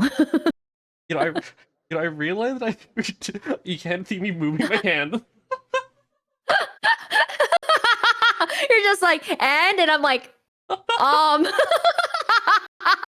I am looking at a forest head, and I don't see any arms or legs or body except the shoulders. But yeah, thanks for stopping by. If you need to go and like drink, if you need to go and start day drinking, go do that, but responsibly. Yeah, yeah, alcohol is not the answer, guys. Go drink Pocari Sweat, not Gatorade. Yeah. Either drink like alcohol or Pocari Sweat. Do not drink Gatorade. Yeah, do not drink Gatorade or water. There you go. That's the answer here. We're such bad influences. My God. Well, this is why I have my 18 plus stream so I can tell people to go drink. Wait, oh my no. God. Wait. Drinking age is 18, right? No, it's 21. Fuck. Not in Japan. It's 21. Oh shit. At least I'm not tripping. You're in, I'm in Japan, but I'm in the back rooms right now, so it doesn't apply. Yeah, where I am, it's 21, but I think Canada is 18. Is it? I don't know. I think in Mexico it's 18. I'm pretty sure it's 18 in Mexico. I see. Hold on. That's weird to me. Wait, I think drinking age in Canada is 19. Are you serious? Yeah, it's 19. Huh. Except for Alberta, Manitoba, and Quebec, where it's 18. That's crazy. Yeah, Japan drinking age is 20. So yeah, you gotta be yeah. Ooh, you want to develop an alcohol addiction? No, nobody wants to develop an alcohol addiction. What the fuck? No alcohol addiction. Only doing it for fun with friends responsibly. Exactly. Drink responsibly, kids. Don't have alcohol addiction. It'll lead you down a really dark and bad path. What was the Where you'll just question? end up. What was the question again? I don't remember. Telling me to sing. Oh, the song. Yeah, what tips do you have for them? Again, it really depends on what you want to. I'm not like a great singer or anything like that. Like, like I'm not like I took musical theater. So like that's all I was trained in musical theater, so I don't know what exactly like I can talk about, but like it really depends on what exactly you want to develop on singing wise, I guess. And then that's like tips from there. The goal is to sound somewhere like between a guy who a 90s hardcore emo band and a guy from the Strokes. Okay. Oh, okay. I don't know why I said the Strokes. Well, as a person who recently developed learned how to do growls, don't fuck up your throat. Oh yeah. But also husky voices work really well with those kind of songs, I think. So like if you can learn how to do a pretty husky voice, I think it's great. Oh, that's unfortunate. I'm so high pitched.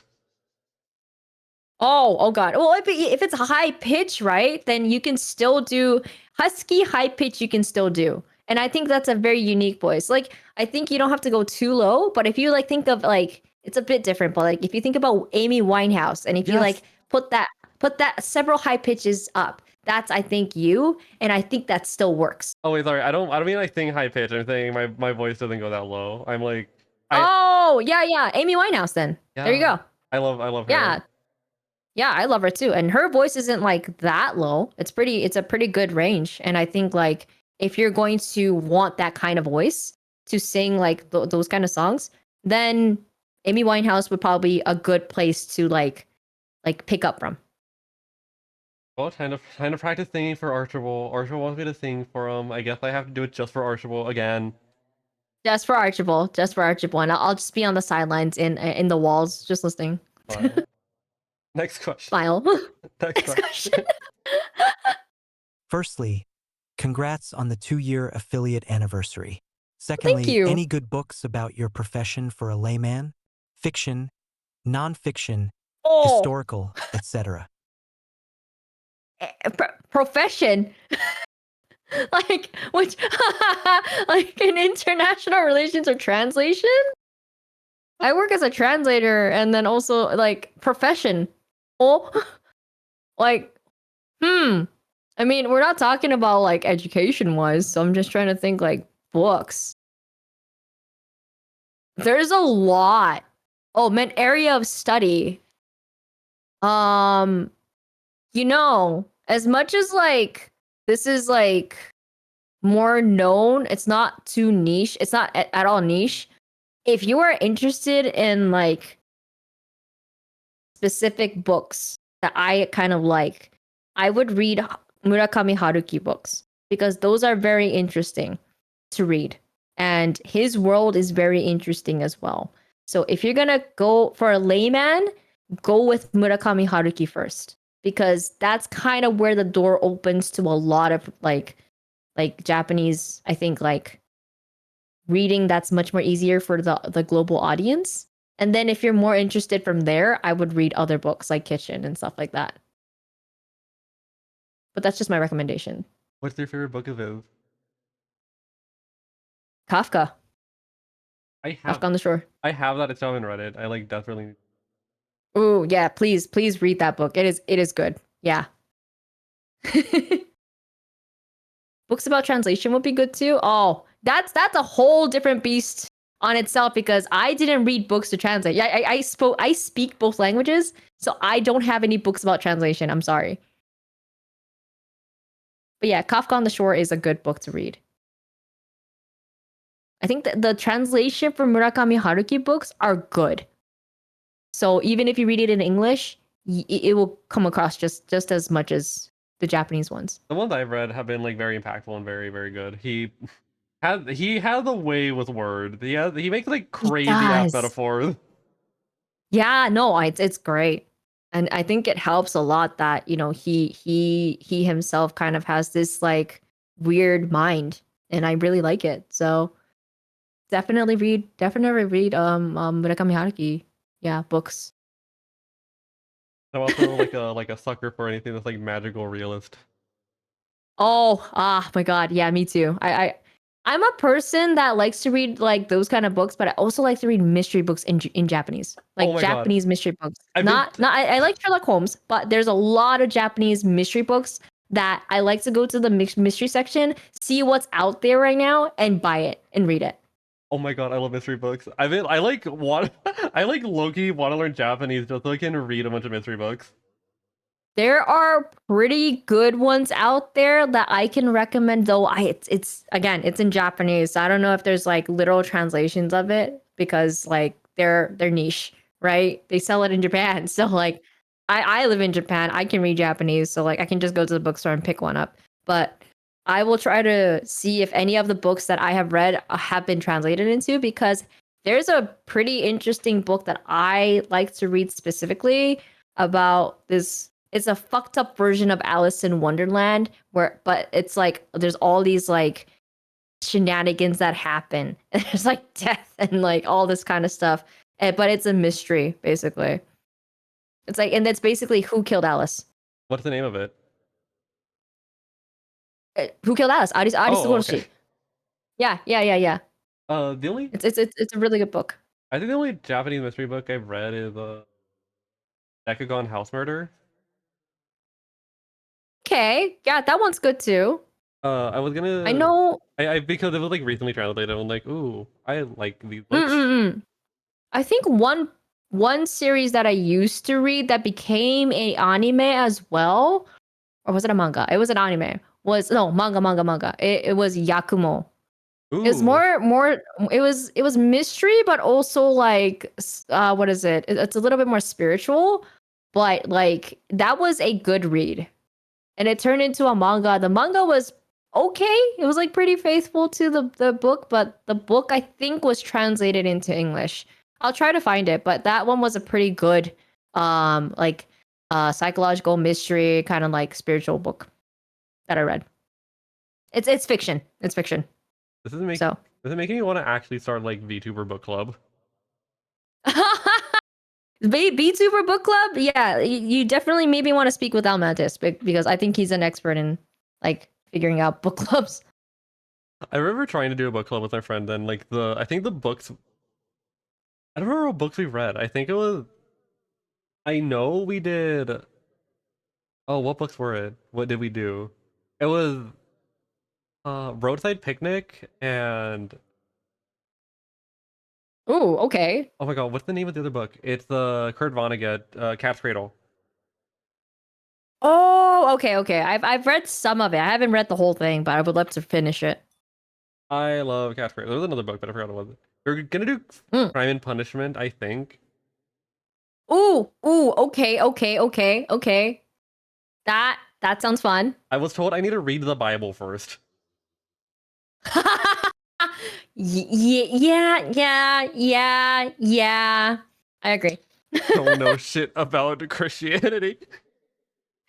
It's funny how like I have actually read the Bible only because my mom used to go to a Catholic like school, like all women's Catholic school. So like when I was little, I actually was put in a Catholic camp for like one summer, and like that's how I know about Veggie Tales.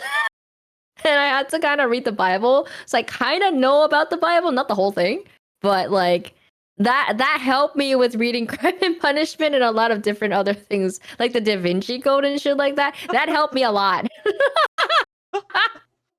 Well, shout out historical Oh, documents, I guess. yeah, shout out to historical documents, guys. I guess. That's what you would wait. Is that like the proper? Well, I know it's a religious text, but is it correct to call the Bible a historical document? Well, I mean, I feel like it can be called a historical document because someone wrote it, Yeah, you know? and it's like So so it's like long. leaving, yeah, it's a very, very long time ago. So it is a historical document because you can still learn about the culture and the history that people were going through and why Christianity was based off of that and probably the era. So yeah, it is a historical document. But next question. Should I eat fruit gummy tonight? Fruit gummies, yes. Do it. Next question. Do it. Next question. Eat the gummy. Should I steal the last guy's fruit gummies and eat them tonight? What the fuck is this? I don't know. Ask that person first, probably. If you can eat it. If they say no, steal it anyways. Yeah. It's not. Yeah. This is why it's called theft. Exactly. Next, We're promoting theft in a nice way. next question. If you could make dream merch for your tuber, what would it be? Oh, so there's several people who have drawn me as a plushie of some sort. So my dream merch would be a plushie that people can hold to sleep.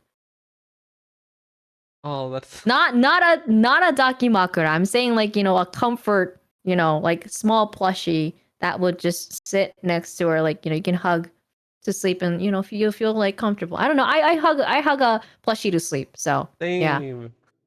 Yeah, so like I feel like that would be, and then it's scented. It's like lavender scented or like nice, smell scented that helps people to go to sleep. That's the kind of like I think dream VTuber merch I would want. Ooh, you could have like Yeah. a little pouch where you can unzip and put a new pouch of like scent in there. Yeah, that would be nice. I think that would be great. I think that's the kind of like dream merch I would want, like a little plushie of myself, but like it's scented so they can hold it to go to sleep. Yeah, you can like fill it with a little bag that's like a little herb bag.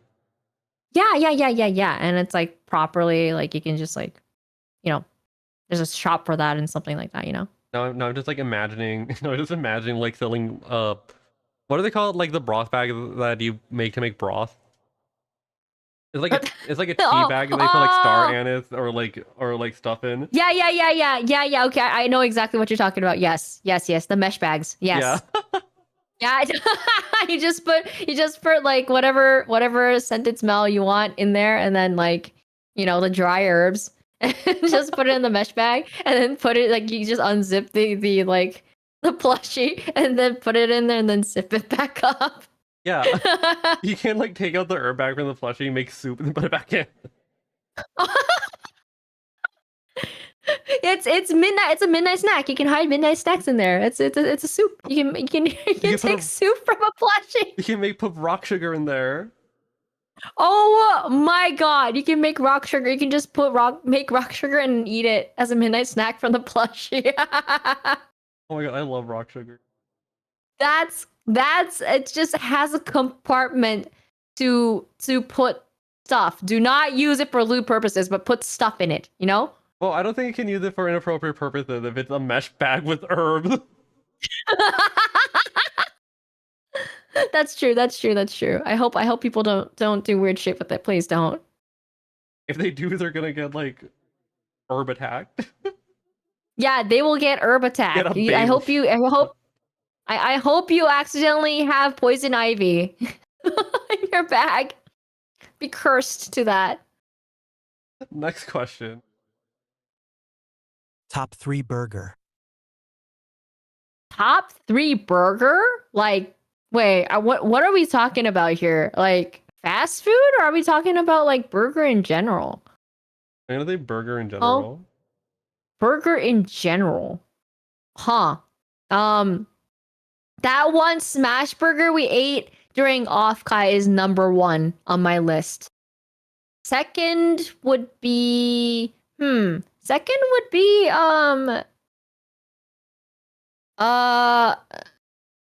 what the heck? Second would maybe be Wendy's burgers, and then third would be third would be, this is a hot take, but I really like the Filet-O-Fish from McDonald's. That is the third burger that I would put on there. That's my top 3. I don't think. No, I've had the filet fish one time. I don't remember. It's not that bad. Okay, Japanese filet o fish. There you go. Ooh. Yeah, Japanese McDonald's filet o fish hits kind of hard with their sauce and shit like that. So, yeah, Oh. that one. Speaking of Japanese McDonald's, do you want you have strong opinions on hamburger? Yes, Would you like to? I have strong opinions on hamburgers. Japan, okay. I will say Japan's filet o fish is pretty good, but every single other fucking burger in Japan has nothing in comparison to the fucking American burgers, which are much, much better. There is like no good actual meat burger in Japan. None. None of them is good. They have no smash burgers. They have no good burgers. Moss Burger, as much as I before used to say Moss Burgers is pretty good, Moss Burgers does not have good burgers. The only reason why I said Moss Burgers is great is because of the fact that it actually shows what they use in their ingredients. That is specifically for people who are allergic.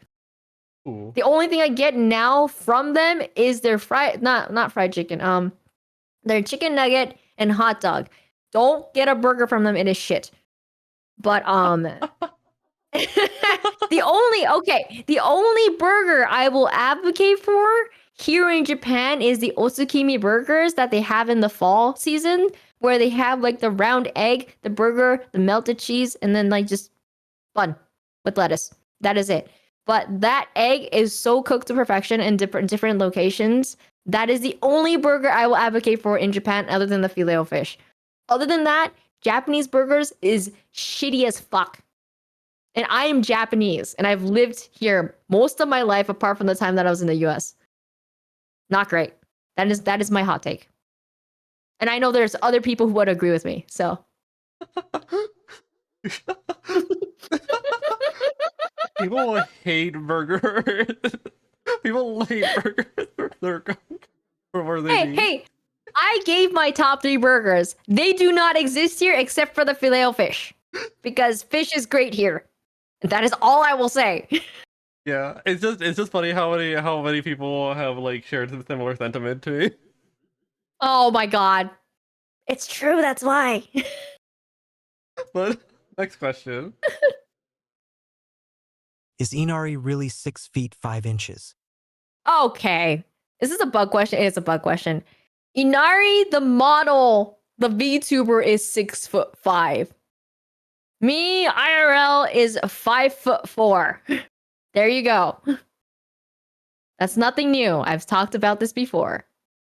I'm not gonna lie, I was like kind of expecting to see you be like like 6'5" off cut.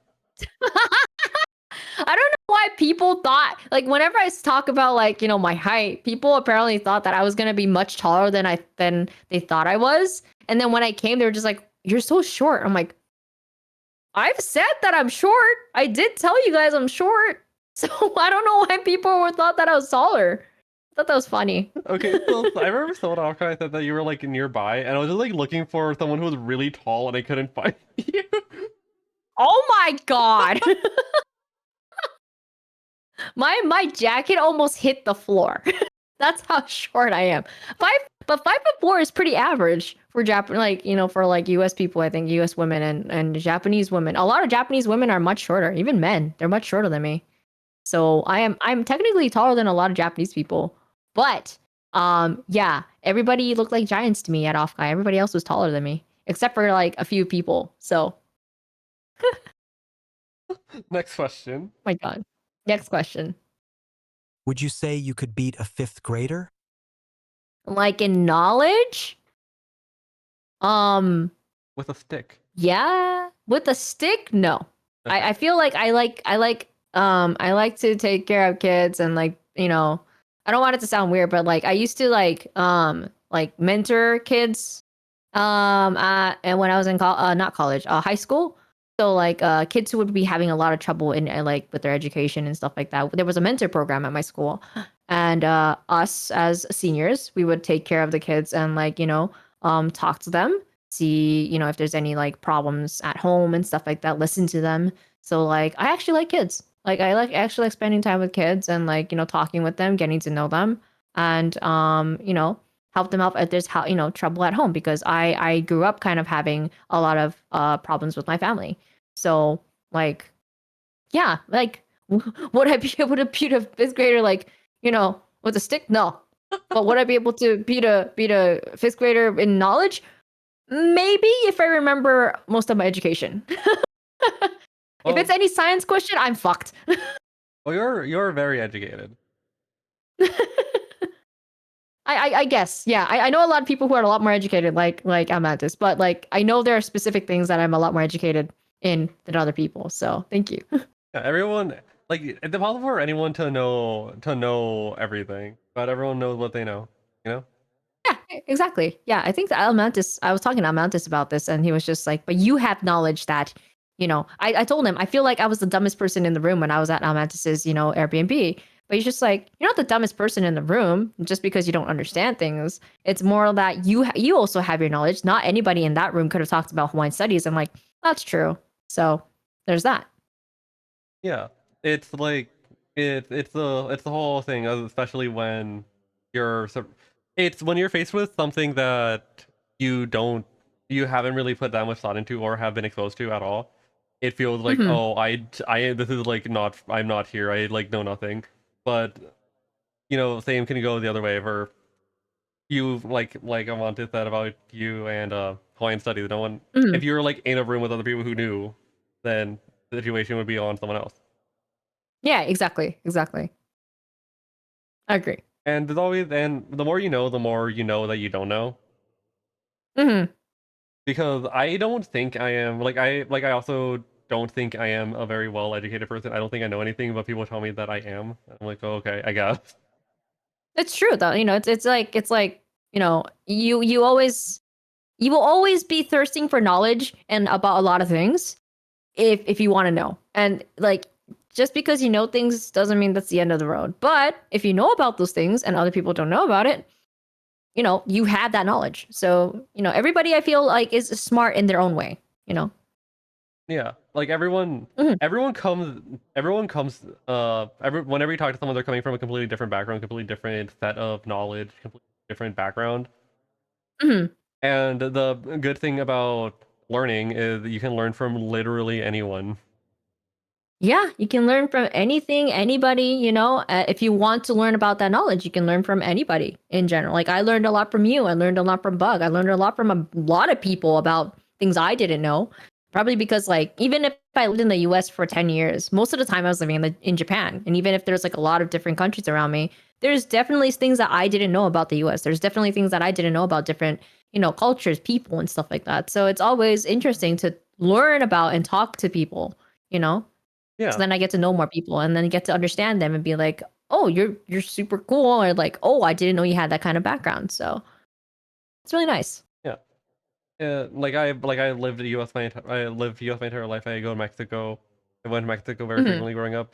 But even like within like the US, I don't know shit about what like the standard American situation is, which I didn't know how how like distant that was to me until I started talking to people online. Oh yeah, yeah. No, same, same, same. Cause like living in ethnic enclave in Southern California Mhm. is so fucking different than living in somewhere like Hawaii or living somewhere in Yeah, like Ohio or some shit.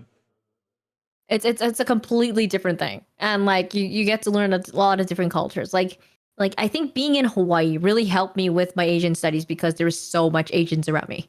Yeah, Versus if you lived in Ohio or if you lived in like the bumfuck nowhere of like Phoenix or like Texas, right? Like there wouldn't be that many Asians, I feel. yeah, and And that would have been a totally different experience. yeah, and if you're and like me, I was raised in a very ethnic enclave, so I I know a Mhm. lot. I know a lot of very specific things. People are like, "Why do you know this?" Yeah, yeah, yeah, yeah. No, definitely. That has happened to me too. Like being a Japanese, they're just like, being Japanese and being like, knowing different things. I have had that. It's like, how do you know that? Hmm. It's like, oh, life. Yeah, but back on to the next question. Mhm. Favorite movie? Favorite movie? I haven't really gone to the movie theater as of recent. I mean, I did watch that K-pop Demon Hunters, but I wasn't in the movie theaters. I did watch the Demon Slayer movie, the new one recently, but like that wasn't like my favorite movie. My favorite movie so far, has been, I think, um just because I like the story and the visuals, My Neighbor Totoro. That is a movie that I really liked. Oh, also it's probably because I kind of like grew up with it. But it kind of left. I used to draw. Did you know I used to do a lot of art? I don't do art anymore, but like I used to like draw and do a lot of like art stuff. I did not. But yeah, I used to. I was actually gonna go into. I was doing theater and art at the same time as well as tech stuff, technical stuff, but in the background. But like, I was gonna go to art school, and then a bunch of things happened, and I decided not to go.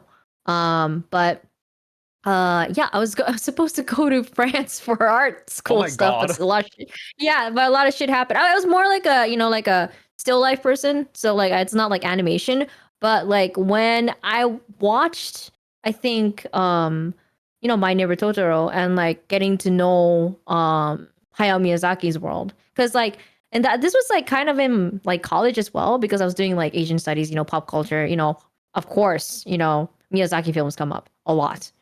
I was really inspired by, I think, Mononoke, and like, Princess Mononoke, a lot of his creations. And so, but one of the main ones that I really, really liked because of the story, the animation, like just overall everything, I think I have to go with um my favorite movie is Totoro to this day. Miyazaki's a really cool director because a lot of people have like a history with a specific movie, and it's cool to Mhm. see. It's cool to see who has which one, and like what the history is. Yeah, so far there's two people that I really like watching. One is Makoto Shinkai, and the other one is Hayao Miyazaki. So those two are definitely two directors that I really like watching movies from. If we're talking about Japan specifically. Because if I'm going into like the American movie stuff, it's Quentin Tarantino. So Oh my God, he's so funny. Dude, I think about Pulp Fiction all the time. Oh my god! Like Pulp Fiction is not my favorite movie, only because like I tend to stray away from a lot of violent ones. But hell, is it great? Yes, it is fucking great. It is a masterpiece in my brain, and boy, do I love the jokes. It's a good balance of violence and comedy. Yeah. I love his movies, even if the foot thing's a bit much. Yeah, I agree. But like I agree. Hateful Eight, crazy movie. Yes. Uh, I don't know why he's so focused on feet, but yeah, that's just how it is. but yeah, Miyazaki favorite Miyazaki. Oh, blah, blah, blah, blah. It's really nice to hear people like favorite Miyazaki movie. I know a lot of people who like Miyazaki movies, and like I think some people say it's Ponyo, or some people say it's like more of the more serious ones. Not like Ponyo, but like other ones. And I think like, yeah, I definitely. Oh, like it was really funny. So I work. I said I work in translation and I work in entertainment, right? So I also do live translations at panels for cons. And one of the ones that I recently went to that I got to do live translation for was for voice actors, Ooh. seiyus in Japanese VAs, and one of them was the voice actress for Satsuki from My Neighbor Totoro. Oh shit, And full circle. yeah, and the funny thing is, she did that role when she was 22, Oh shit. which I think is crazy. And then Irino Miyu, who is also a voice actor, he did the voice voice for Haku from Spirited Away when he was, I think, 11, 12? Or was it 15? I forgot. Like so something around that age. He was pretty young.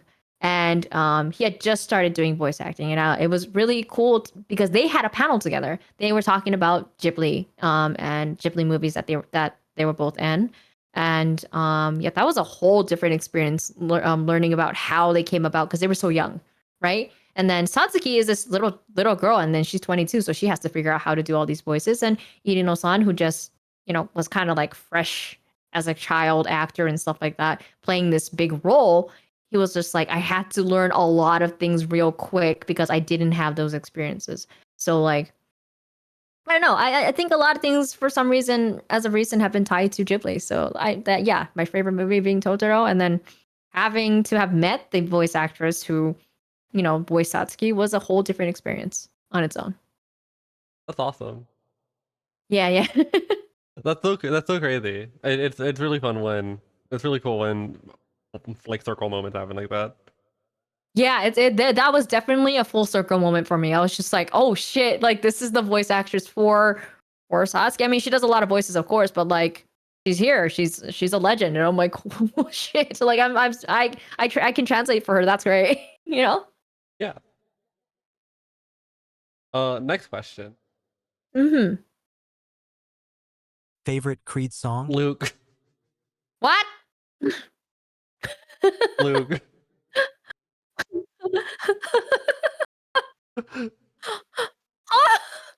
Are you? Do you listen to Creed? No. All right, next question.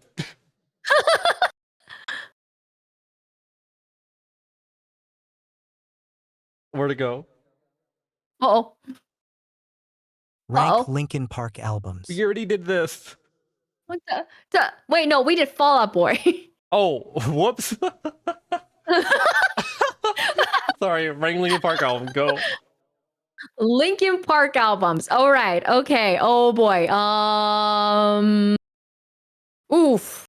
That's also a lot of albums, right? Like 20. I Shoot. think there's like 10. Well, studio albums, there's about like 1, 2, 3, 4, 5, 6, 7, 8. 8, I think. Yeah. From best to least. Best would be Meteora, Minutes to Midnight, Hybrid Theory, 1,000 Suns, The Hunting Party, Living Things, One More Light, and then From Zero is probably the last one. From best to worst. Well, it's not worst. I don't like saying worst because the songs are not bad. But just from like what resonated with me to what didn't resonate with me, I guess that was like kind of, and like the music, the vibe, the stuff like that. Do you like the new singer? Yes, I do. I have nothing against them changing the singer because it has to go on at some point. Yeah. And I like the new singer. It's not bad at all. I have nothing against I don't have anything against their music taste changing because that's just going with the times, the vibes. But do I like the older songs? Yeah. But do I also like some of the newer songs? Yes. Talking about albums. I'm not talking about the songs. So there's specific songs that I related to from Zero and One More Light. But as an album, did it fully resonate with me? No. So that's kind of like the best to did it resonate with me to not resonate with me. So yeah. And obviously you expect people obviously when you're a band along for like however the fuck long Linkin Park's been around, you just kind of change up your sound as time goes on. Yeah. You can't make Hybrid Theory forever. No, you can't be doing that. You got to change. You got to, that's why when people are just like, oh, like when My Chemical Romance changed up their like music and stuff like that, and people were just like, oh, I don't like this. I'm like, I like this because it's something new. Like, I like the old stuff, but they gotta go with the times and they gotta be creative with their shit. So like, and they're still a band that needs to pay the rent. Yeah. So that's completely understandable, Yeah, and like even in the scenario of the new stuff sucks and the old stuff doesn't, like the old stuff is still there. Yeah, the old like kind of like vibes are still there. It's just hidden under a lot more newer stuff. That's it. Yeah. But Mhm. next question. Mhm. Favorite animal? Favorite animal? I know I'm probably supposed to say fox, but I like dogs. Ooh. Yeah, specifically huskies. Oh, my brother has like a Pomeranian husky. Aw, Pomeranian huskies. Pumpskis are really, really cute. So big. Yeah, it's so big, but it's cute. Next question. Next question. Believe, believe, believe, believe, believe, believe, believe, believe, believe, believe. Prod? Prod? Believe? Believe. Believe. Next question. Have you ever shapeshifted on stream? Yeah. I shapeshift into a cat. I also shapeshift into a chibi version of myself sometimes, but mostly a cat. And I blame chat for that happening. And I can only speak in Yaz. Well, you also shapeshifted earlier today. I did. I changed it to Mosey for some reason. It was really weird. I don't know why. Mosey, goddammit. Stop taking over my body. No. Next question.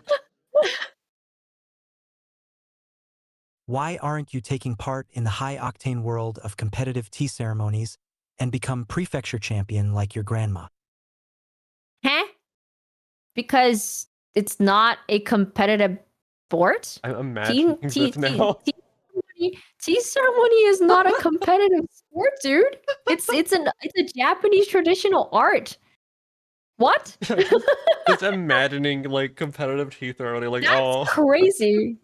Like who is, you know, the competition is gonna be who can do everything correctly down to the T, right? Like because a tea ceremony is very much just like it's very much an art form, and like each step has to be specifically the way that you were taught. And there's only 3 schools of it. If you learn differently, you're fucked. And like my grandma is part of like probably the most prestigious one, and I also learned with her. I do have a certificate for it, but there's different versions of it, you know. So like you mentioned, your grandma's a high ranking. So when I say high ranking, right, I am that Mar. doesn't mean Okay, that doesn't mean competitions. Tea ceremony. When you say high ranking, she's a teacher. She's a high ranking teacher, meaning she is a more revered teacher in tea ceremony.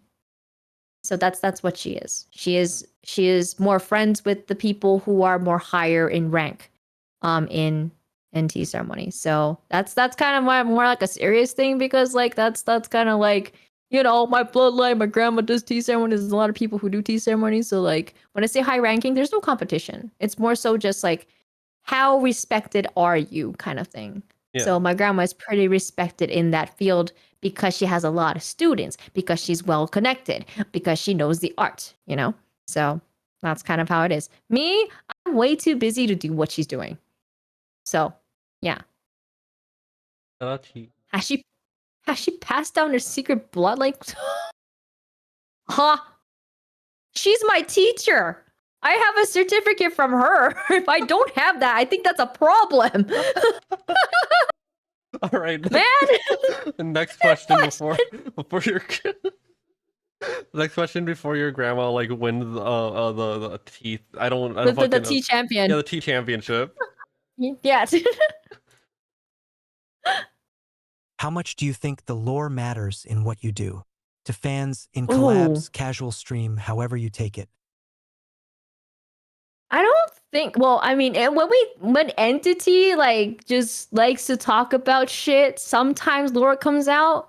But I feel like when I'm talking about real stuff, you know, I'm not gonna bring my lore in. But like when I'm like talking with my spiritlings, or talking about like lore stuff, or like talking about like my story is this, you know, how did you come about? Where do I come from? Like when I'm talking about like when VTubers sometimes like have those like Twitter posts and stuff like that about like, what is your lore? Why is this, you know, the way that you look?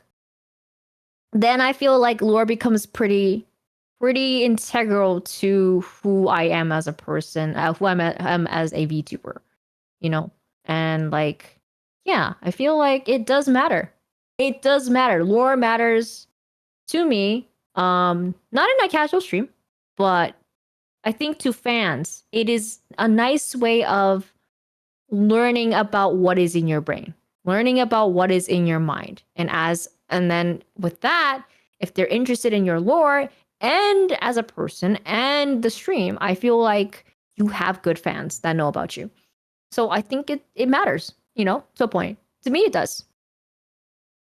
I really Yeah. like VTuber lore because it's like it's a little fiction that it's the piece of fiction that people draw and is like inherent to part of the performance. It just depends on like for everyone they go about it differently and they engage with it differently. And I just really like seeing I like stories. I really like it when people tell their own stories. And Yeah. a I think design this is why oh yeah, sorry. you design too. Yeah, and a design is a story. Like there is like a lot of designs I see are this is explained in the lore. This is a reason my character is wearing this, or a reason my character is like this. Yeah, no, absolutely. I think like I like to read a lot of lore stuff from people as well because as you said, it's like outfits to their hair, to their eyes, to their background, even like people's like backgrounds that they have. It does relate to their lore sometimes, and that's why it's kind of cool. Like especially when you like draw fan art or like people get commissions of themselves, they tend to want to do stuff that is a lot more like lore accurate, or like sometimes of course there's a lot more fan art out there, but then some people want to know more about the lore so that they can be more accurate to like what they would look like what they would look like in this kind of like scenario. So yeah, I think like that matters a lot. For me, I want to like engage more with the lore I have because the stuff I did was just VTuber and then the videos I made, Mm, which are like pretending like the. I don't know if you're aware. I don't know if you're aware that I used to make videos. yes, I am. Yeah, so like the thing is, looking at the past through the lens of like looking through like the present day through the lens of someone way in the future is something I've always found really interesting. Mm. It is. I And absolutely agree. and I need to finish the video I'm working on. Goddamn, it's been multiple months I haven't touched it. Oh no, oh no. Oh no. Next question. you, you need to finish it. What's your favorite blend of coffee? I don't drink coffee. Next question. LA Copico candy. Okay, when it comes to coffee candy, and coffee desserts, I like those. When it's straight up coffee, I no, no, absolutely not. Sorry, and that's not because I don't like the bitter taste. It just fucks with my stomach. Oh my god, same. Yeah, it fucks with my stomach. That is all. Yeah, caffeine like fucks with my stomach and it makes me feel weird, so I don't really engage that Yeah, much with caffeine. coffee caffeine for some reason fucks with me. Archibald, to answer your question, by the way, green tea, matcha. Matcha has much more caffeine, if anything. Have you ever had So, yerba mate? hmm? Have you had yerba mate? Oh, yerba mate? Yes, I've had it once. That was an interesting thing to drink. Yeah, So much and the caffeine. way that you drink it is interesting. Yeah, there's so much. It's Holy shit, unbelievable. it's pretty bad. Next next question. Next question. Oh wait, before we continue, I do think like oh I love drinking tea. I love drinking tea. It's Yes. like so cool to see how team is drinking across the world. Yeah, I like that as well. I like to learn how people like drink their tea and like different ways that they drink their tea. Yeah. Because I've had like multiple experiences where I like explain to my friend like a tea I'm drinking, and they're like, "What the fuck are you talking about?" I'm like, "Oh, Yeah, it's like whole. like I'm talking But about like yeah, it's always cool. I like talking about oh I'm sick, I'm eating onion, I'm drinking onion tea," and they're like, "What in the fuck are you What is talking onion about?" tea? What the fuck? Yeah. But yeah, it's always cool to like find different kinds of like tea made out of things that you never thought they would make tea out of, and then try them. And they're pretty cool. Yeah, they're pretty cool and they're sometimes pretty good. Yeah, it's like and also the whole like anthropological thing of food and how it relates to like the culture and saying, oh, how do we get here? Yeah, no, absolutely. And I think that's the interesting thing about it is like, it's always tied into history. So it's always like cool to see like where it came from, why it is the way it is. Does it match with a certain food? Yeah. It looks Yeah. like big you can see it all over the place, and like either from ancient historical stuff, like how like types of bread that were made in like the Levant. Yeah, bread. Mhm. No, not Levant. Types of no, yeah, the Levant. Levant. No, Levant, yeah.